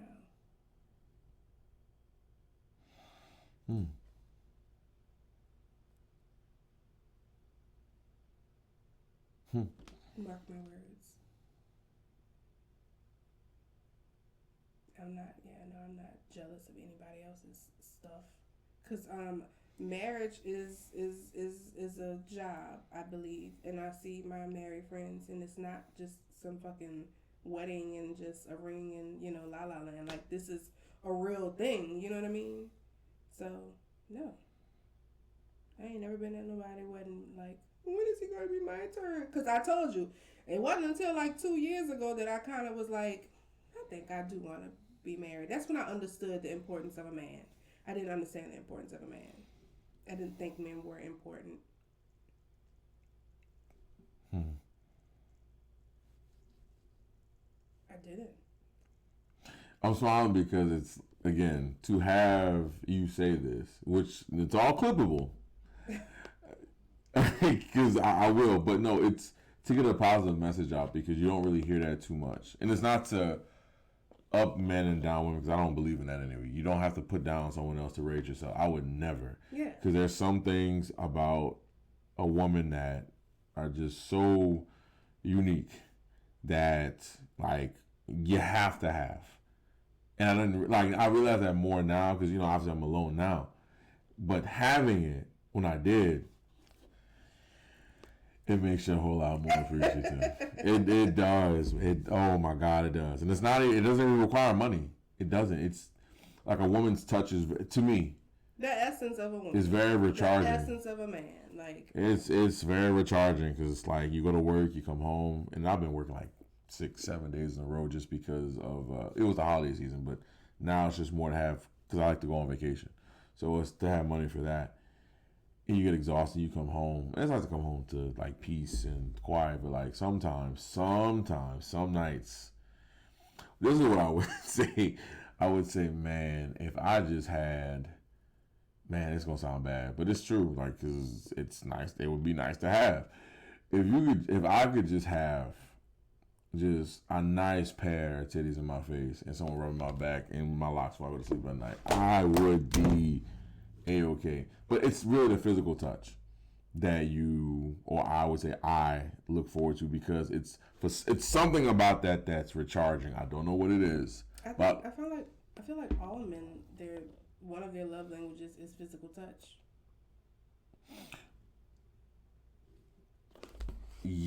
Well, I don't know no man that's gonna say physical touch ain't one of his love languages. I would say acts of service, but like, I'm in the sense that you're physical touch and words of affirmation. I know that, like, I mean, yeah, but I know when you say that, I know. Y'all like to be touched and talked nicely to. Y'all like to be touched and talked nicely to. I mean, look, respect's a big thing, of course. It's like the air that we breathe.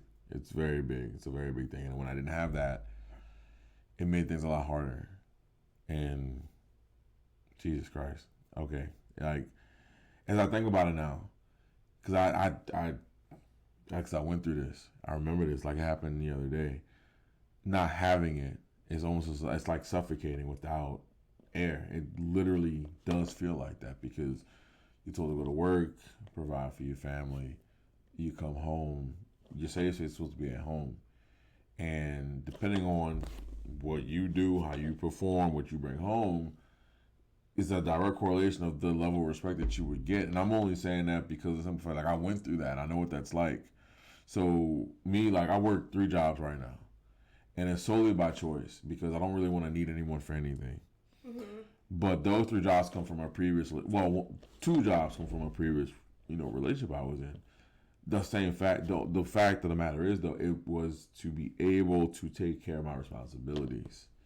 Because being the way I was raised, my father, he came, if you didn't know, you probably didn't know, he came from St. Lucia. And so I knew you had some kind of Caribbean something. I don't know why people say that. But I just knew it. I wish I'm going to ask why after. I don't know why. I just knew it. Okay. You just be knowing when some black people have that Caribbean something. And I was going to say Jamaican or something. I thought you might have been Jamaican or something like that. But okay. That's close. Okay. I was going to say maybe you were. Well, let me ask you this. I don't understand men who want to date while they're trying to get their finances together. That's a burden. Can't have your cake and eat it too. You know what I mean? I'm living at it like that for a reason. Like, it's a burden. And I like men who will, kind of be like, I'm not really where I want to be right now, So, and they don't really want, string you along because I got to focus on getting this money. I like men like that that'll tell a woman, I got to focus on getting my money together first. They have men who do that. They have men who will not date, do not feel comfortable dating if their money is not right. And then they have men who trying to get their money right but also want to date. I feel like that's just too much. Both of those things are true, for sure. But also you have to remember, for what you just said, there's like 20, 30, 40, 50, probably 60, over 100 women that, not someone saying that they would look at that and just throw it in the trash, but we know, because I've been that, I've been that guy. Like, financial stability is super important. You have to have that, of course, because you have to take care of yourself. That's what God said. Of course. That's what God said. Y'all act like we said that. We didn't make that up. God made that up. Well, God wants us to, let me not say. God wants man to be in his purpose. Yes. Absolutely. And be able to provide before he get with the women. And provide in whatever way y'all decide works for y'all. You know? But we also know that fleshly desires are a strong factor when it comes to just being an ordinary human being. And we also know, because... So why can't you, just have a little fuck buddy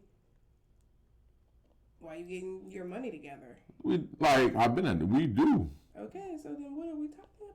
No, I was answering to what you said. I was going to literally say, we also know someone don't really care about that. But that's only, I think that's reserved. They might got a woman who's trying to get her stuff together too, and she just need a little friend as well. Well, we also know certain rules apply to certain people, and we also know that certain rules don't apply to certain people.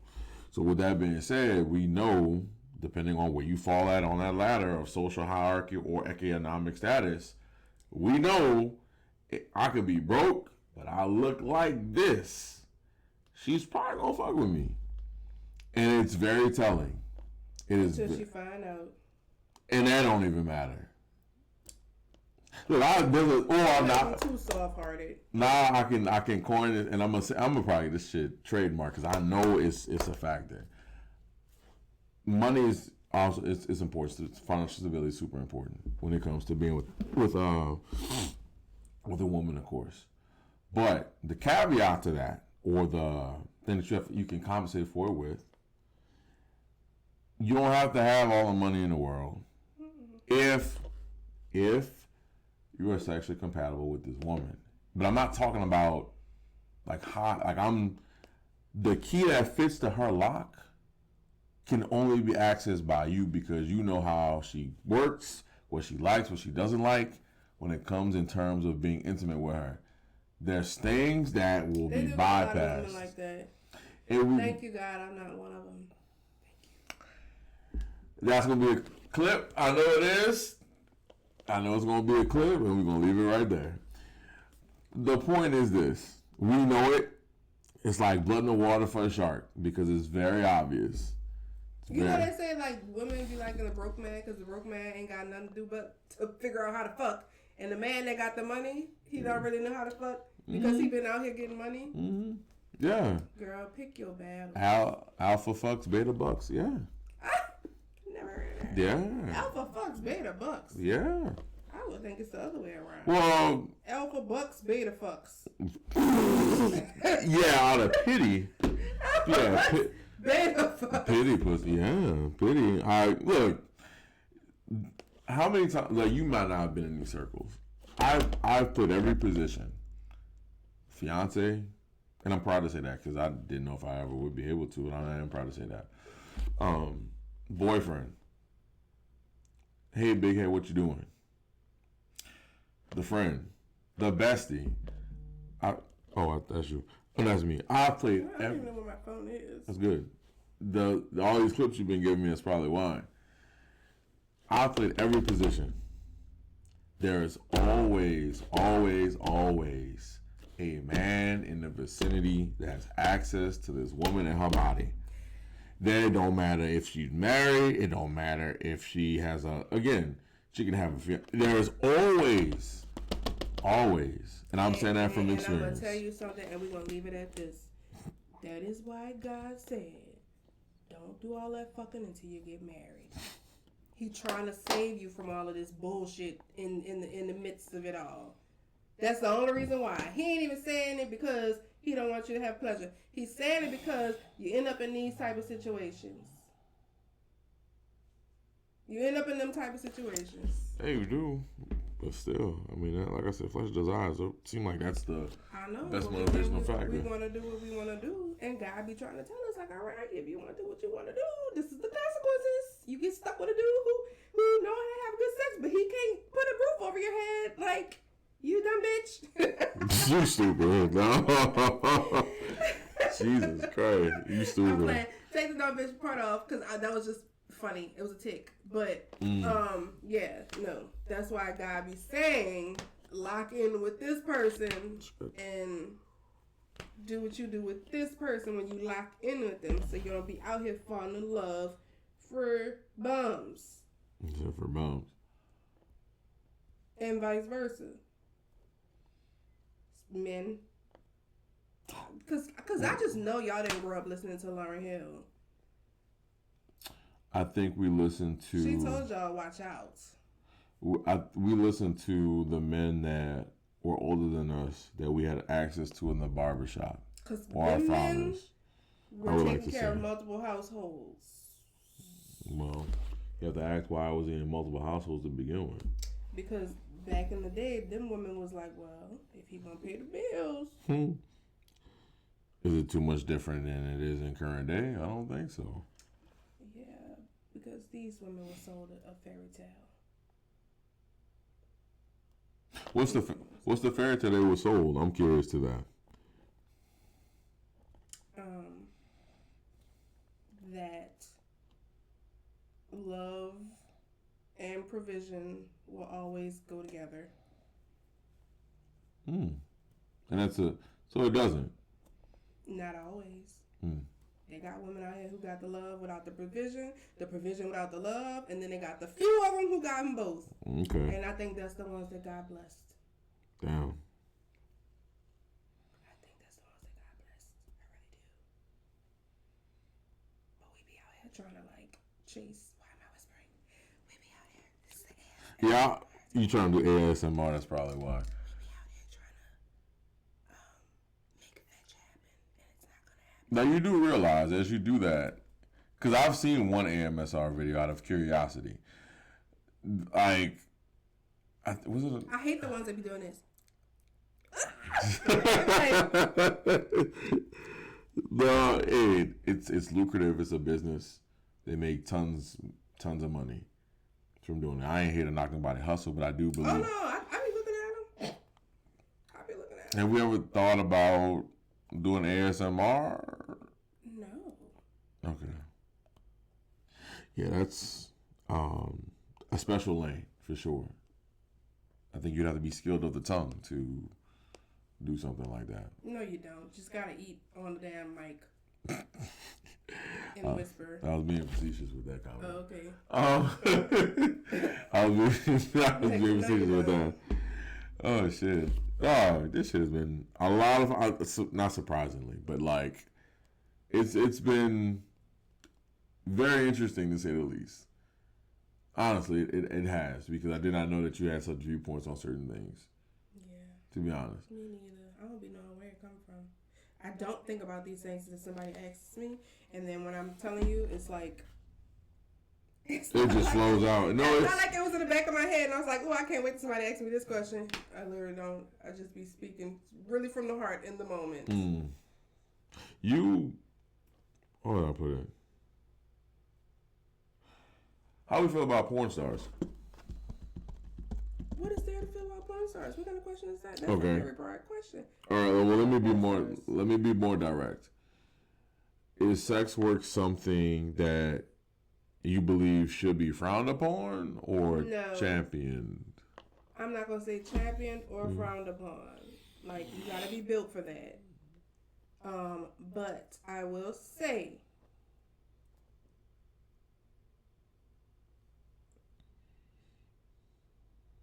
the opposite is a scam. The opposite is a scam. Like elaborate on that. The hate for sex work. Oh, okay. Is a scam. Like, who the fuck told women these men all they care about is sex, and you're gonna tell women not to monetize it? The hell?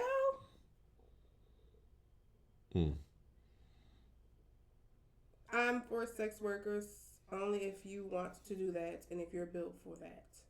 If you're built for that, that's everybody not built for that. That's the thing I keep keying in on is that if you're built for that, everybody is not built for that. Of course not. People want to be built for that, but that's not your lane. So is the criteria for being built for that meaning you have to be visually appealing to the? No, I'm not even talking about visually because they got people who want to freaking fuck dogs, but I'm saying like, all right. I'm saying like mentally, you know. Mentally. Yeah. Okay. I think there are some people out here who are, they like to do that. But like just what, sex work in general, or yeah. Okay. They might enjoy it. Oh. I think the ones who, I think they're like more high scale, like upscale sex workers, but yeah. I'm not against it. I'm not against it. Is what I'll say, because why would I be against it? Why would I be against somebody doing what they want to do? That's weird. You'd be surprised. Sex sells. Yes, it does. That's always been true. It's in everything. It's in everything. Mm-hmm. So, if it was the other way around, because they got men who, you know, monetize this whole sex sales thing. But if men could harness that type of, you know, energy the way women can, we wouldn't even be having this conversation. There's a few that do. I could think of right now. A few, but it's like almost innate that a woman can. Well, yeah. I mean, that's. You know what they be saying? A woman could never go broke as long as she got. Yeah, but that is. I think that's true because there's always someone willing to pay. Exactly. Always willing to pay to play. Yeah. Always, and that's just the cards that were dealt to. I guess those people, or maybe just those sexes in general. I mean, there's certain pros and cons. Or, you know. That's why I say I don't champion it. But I'm not against it. You know, I'm not like. I don't think I cared enough to really be against it. But I know some people that are. Ironically, they are. But if you look at the Instagram page, they look just like one of them. So. Just saying. Smoke and mirrors. I don't know how much shit I had a lot of shit that I jotted down. For you, so I'm sorry if I'm sucking up all your time. That's okay. But no, I literally prepared because you said you were down for the cause, and I appreciate it. Honestly, sincerely. Okay. So how do we feel about, or how do you feel about? What? Oops. Wait, give me 1 second, because I gotta. It looks like the shit stopped. What time is it? It is 11:35. Yeah, I thought it would be later than that. I was gonna say when you're having a good time, time flies by.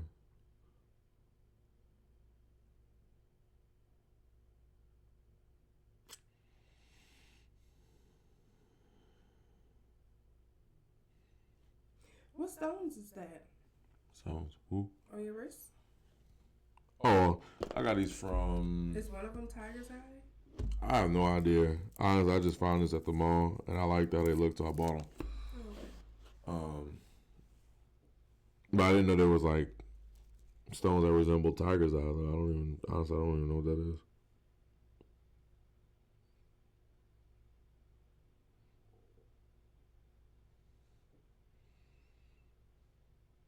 You owe me a sandwich. I told you twice. No, 3 times. You did? Said, yes, I did. What you say? Make sure you send me your order. I sent you my order. No, you didn't. No, you didn't. Oh, I told it to you. I thought I did. No, I did send you my order. No, you didn't. All right. I actually, hey. Guilty until proven guilty. I can prove. I can prove that. I sent you my order. I can definitely prove that. I can prove that. So wait, how do you what was I gonna say? Damn, I maybe I need to show you. Oh, give me a second. I gotta pull this up. Oh, nah, I didn't fucking close the stream. Oh shit.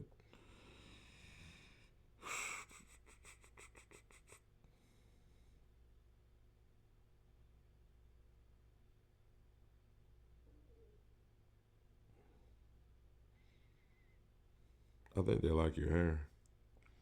Somebody left a comment and said that. No, thank you. I should never close this shit.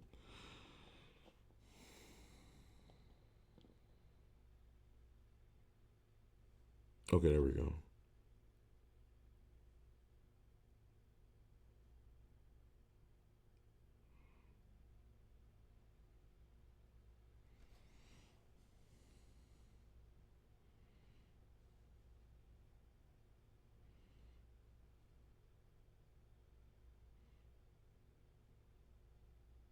Okay, give me a dislike. Give me like the biggest dislike that you have of just men in general, because I'm curious as to. Men? Yes. I can't think about a dislike in general. Like, it has to be specific to the person. Really? I do not think about men like that. Okay. I don't got a bunch of stuff in my head about what I like and don't like about men. I really don't. Boy, they're gonna call you a pygmeisha for sure, girl. I'm just letting you know right now. I don't think about men like that. How am I a pygmeisha? Y'all be thinking about men all fucking day. I'm telling you right now, the way you go see. I think the feminists are the ones that probably will call you that more than likely. And what the fuck they worry about? Anyways, I will tell you what I dislike. I dislike minivans. Minivans. I dislike people who drive in the fast lane, in the left lane, and don't go faster than the speed limit. I dislike people who don't know how to sneeze correctly. Okay, all right. So what's the correct way to sneeze? I dislike people who drive sports cars and drive slow. I dislike people who drive them big ass pickup trucks and drive slow.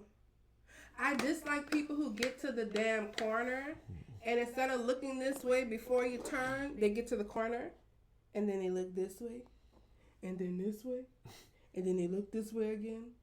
And then they turn, and then they look this way again. I dislike people who, when they turn in a car, they look like they have to, that's the type of shit that pisses me off every day. Damn. Did I say I dislike minivans? Yes, you did. Because why the fuck would you buy a minivan? Why? I would assume for the utility, I guess. I don't. Why not just get a truck? They might not like trucks. That shit is weird. I mean, okay, but they might not like trucks. I dislike people who put their blinker on and expect traffic to completely come to a stop so they can get over. That's so specific. Yeah, because they will literally be having a blinker riding for 10 minutes waiting for somebody to literally just, fucking get your ass over. If you haven't noticed, driving makes my nerves bad. No, I haven't noticed that. Yeah. You made it here. I know. I'm a good driver. I just hate the way everybody else drives. Of course. Of course. I hate how people go 20 miles an hour on St. Charles Avenue. The speed limit is 35.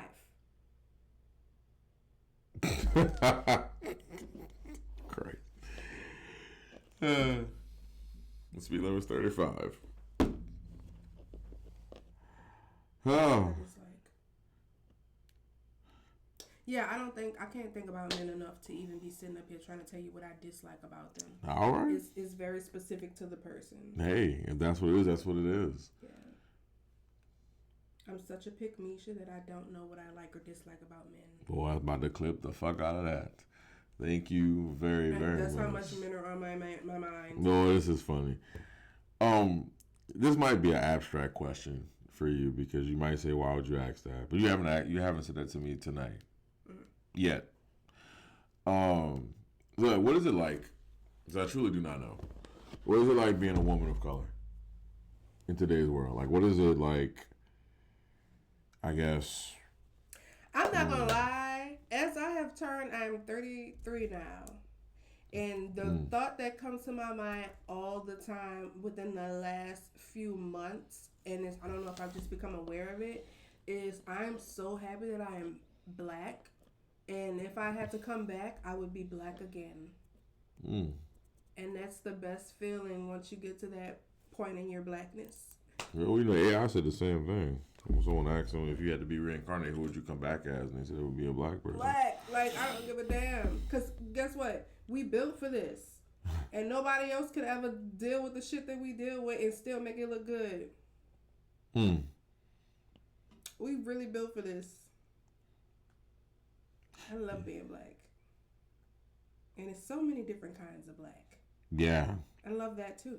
You know, I don't want just one specific kind of black. I like all the blacks. Really? Yes. Yeah. The uppity blacks. I was thinking of complexion, but no, I meant like the different subcultures in blackness. Like, y'all know what I'm saying? Like, that's interesting. Yeah, I love all the blacks. Okay.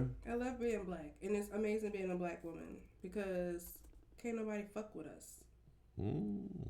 Period. And I mean that in every way possible. Okay. When we speak up, feelings get hurt. Male or female. Of course, I tell you. Young, old, mature, whatever you want to call it. There's power in being a black woman. And I love it. I love it. And I'm so serious. I know you are. I can definitely tell that you are. I don't think you've minced words not one time. Yeah, I feel tonight. I feel invincible. I feel like a lioness. Like, that's what I would describe being a black woman. Okay. Being a lioness. That's what I would describe. Okay. All right. You know what I'm saying? So, like, being a lioness, I don't know why I'm thinking about the lion. It's the only thing I can think of, like, if I could describe it, because I'm picturing, this is what I'm picturing. I saw a clip on TikTok, right? And it was the lion, and he kind of flung the cub. I saw that. I think I saw that. And she came up and smacked the shit out of him and put her face in his. But I think that was AI though. What was that? No. I think that shit was AI. Why would you think that was AI? Because I seen a post that had AI tagged in it with that same clip. Unless there's another clip going around. That shit is not no AI. Unless you could look at the Animal Planet and see. There's another clip with that circulating. Yeah. But when I say that, well, this is what I mean. I feel like black women can be very strong to the point where we will slap a fucking lion in the head. And we could be very soft. I don't know any other race that could do both. Because of who could be watching. And I'm going to say that because it's true. They've had people come in and out this room.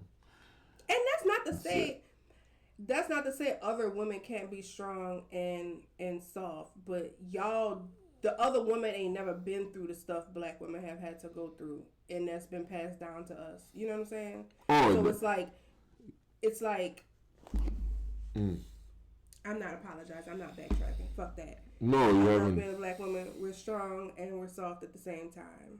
No. And a lot of people can't hold that. No, I wouldn't expect you to backtrack or, receive. Yeah, because when you say stuff about black women and then you try to say, like, our experience is very different from everybody else, it's almost like you got to try to be like, well, I'm not saying white women ain't strong. Like, this ain't got nothing to do with you.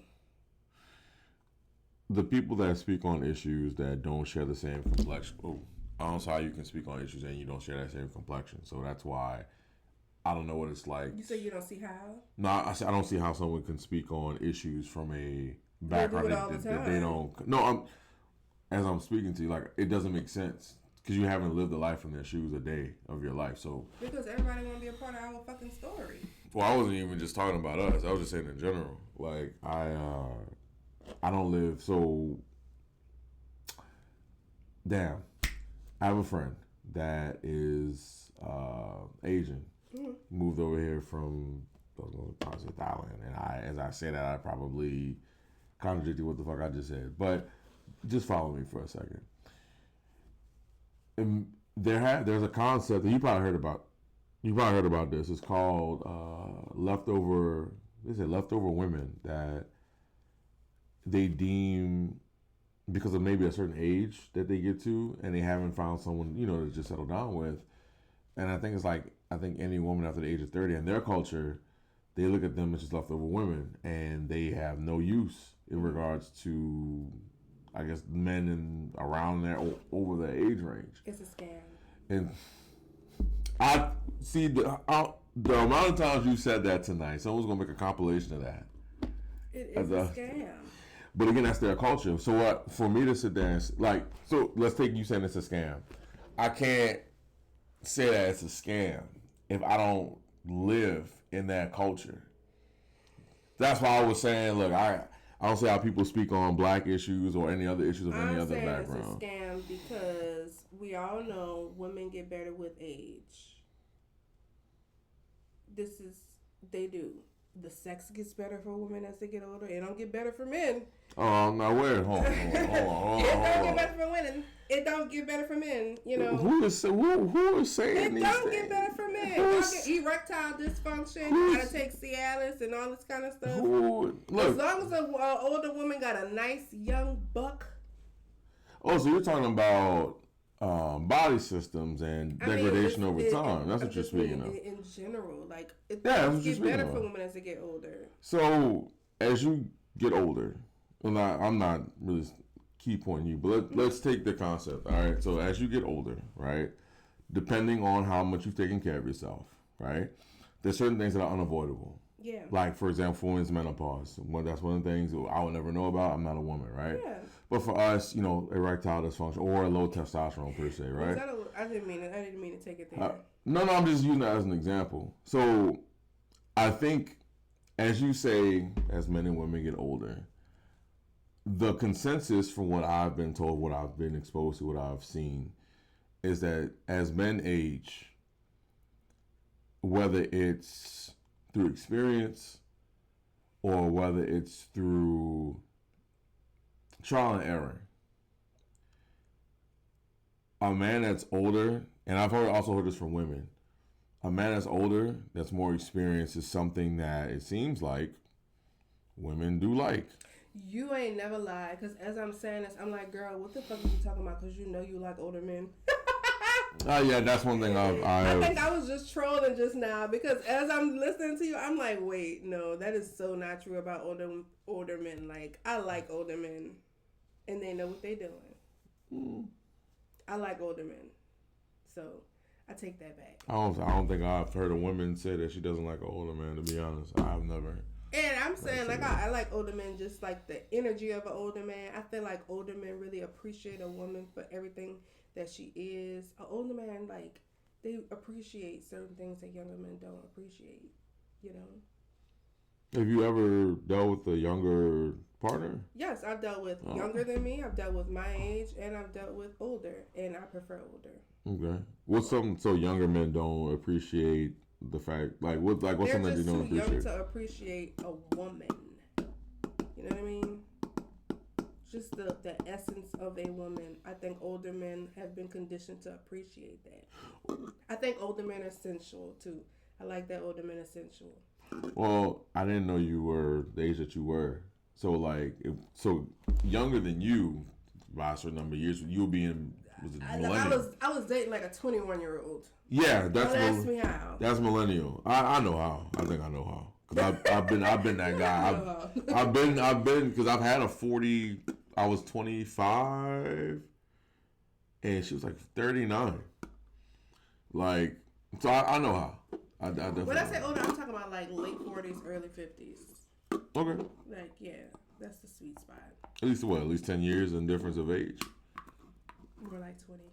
All right. Well, I also know, depending, I know cougars like certain shit. So, with that being said, I think to that point, when being younger, I guess every case is unique, but being with an older woman, because I think it was one, two. One was younger. One was 32. I was 21. And then one was 39, knocking on 40, and I was like 25. But the constant is, though, like you said earlier, something about, look, I don't think, maybe you didn't say this. I've come to find out, women some do. Some of the older ones like younger men. Yeah, I didn't like younger men. I thought the guy was older. He sounded and looked older. Oh, well. I wouldn't, and then I was just like, well, bitch, just go with it. Shit. Seems like intellectually, how was he? 21. But I thought it was fun. Oh, okay. Well, shit. I kind of threw my theory in the fucking wastebasket. Okay. He was 21 intellectually, but he was doing grown man things. Ah, okay. So I will say that. Okay. Damn. He was getting his shit together. Damn near already had his shit together. So I gave him that. I was like, if you get somebody your age, y'all settle down and get married. Ooh, so that was what you just said. So you said it was fun, or you thought it would be fun, right? Is that I was like, listen, and I don't know if any other woman will agree. It's something about the minute I turned 30, nothing but 20-year-old men were checking for me. And I'm not joking. It was so weird. And I've heard other women say the same thing. Like, it was like no in between. It was either like you 21 or you like 50. Damn. Like grown man. And honestly, I think it may have been where I was working at the time, because there was a lot of grown career men in that building, So that could have something to do with it, and where I was hanging out and stuff like that. But yeah. So I was like, well, might as well see what that's like. Wow. And it was cool for what it was,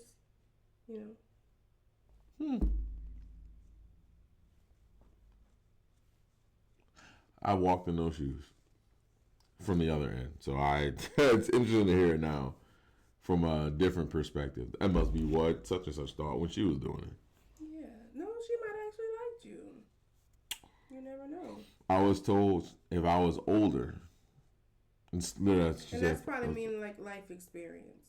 I was probably I guess too young. If I was older, she was like, I would be able to be more serious.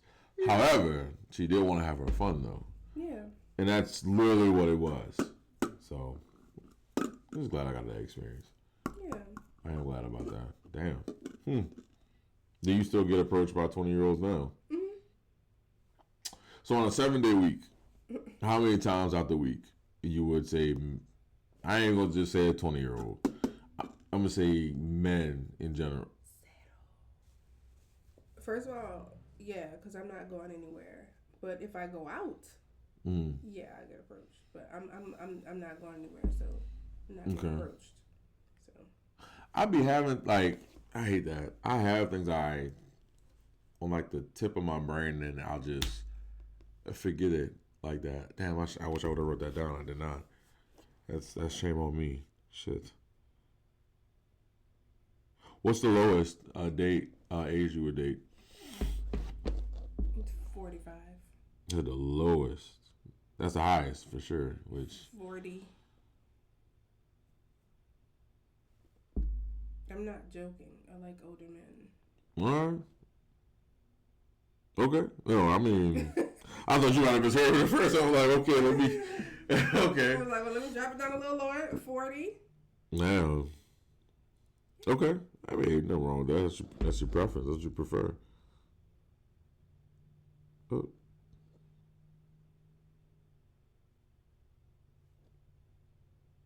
Come on. Have you ever thought about being with a woman? No.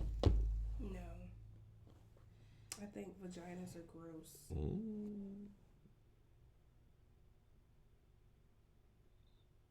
Yuck. But you have one. Yeah. Like, I would not put my face down there. I think I know the answer to this question. So, do women... Because I know some do. I've had some come and tell me this. But I would have to say you, but you might say no. But anyway. Is it true that... From what you've experienced... Is it true or is it safe to say that women, or some women, have certain fantasies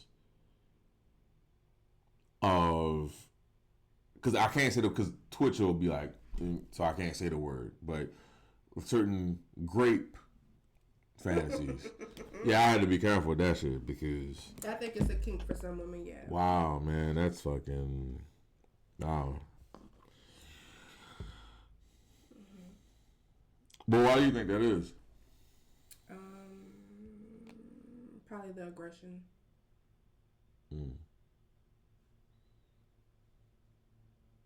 Probably the aggression.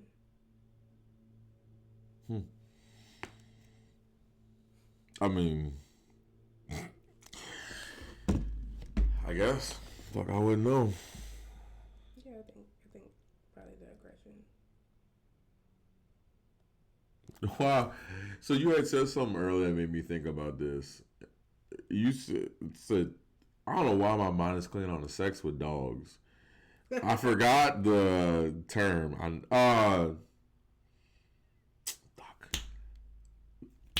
Bestiality? I think that's the word. I think. don't know the term. All I know is I was saying like I think you were talking about something about like attractiveness, and I was like, they have people that want to fuck dogs.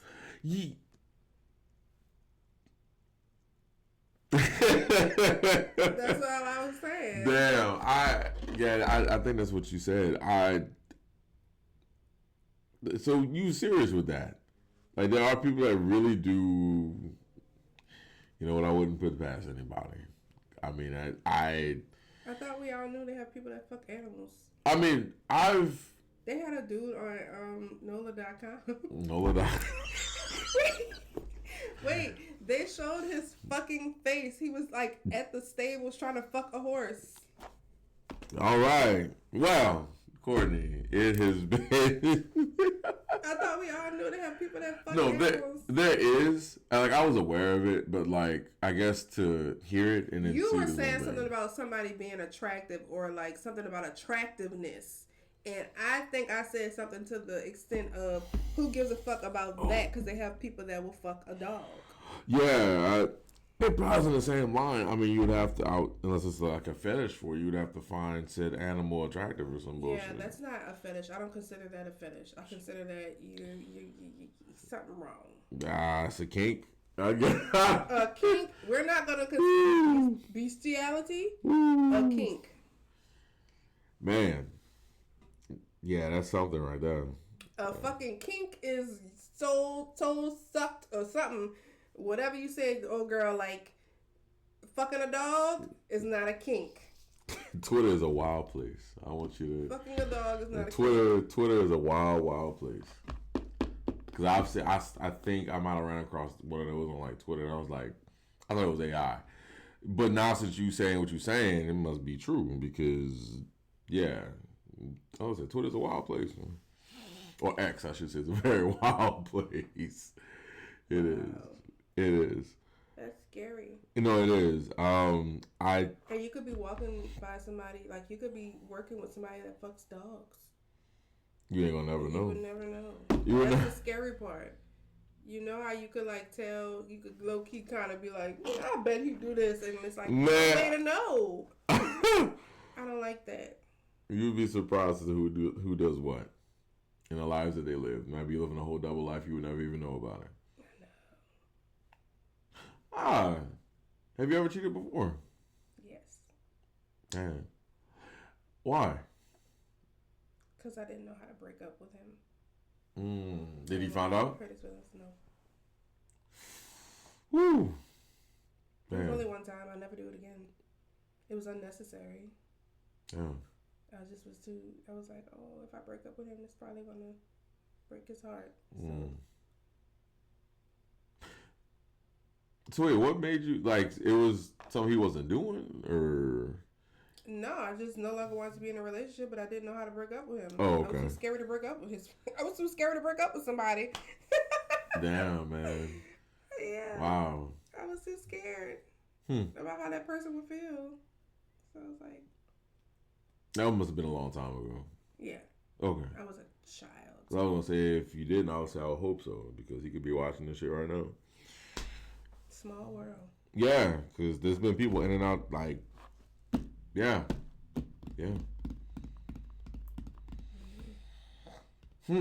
Okay. I mean, I'm at the end of my list, to be honest. Yeah. I'm literally at the end. I'm at the end of my list. Oh, well, shit. Okay. Well, I've had a blast. It has been truly fun.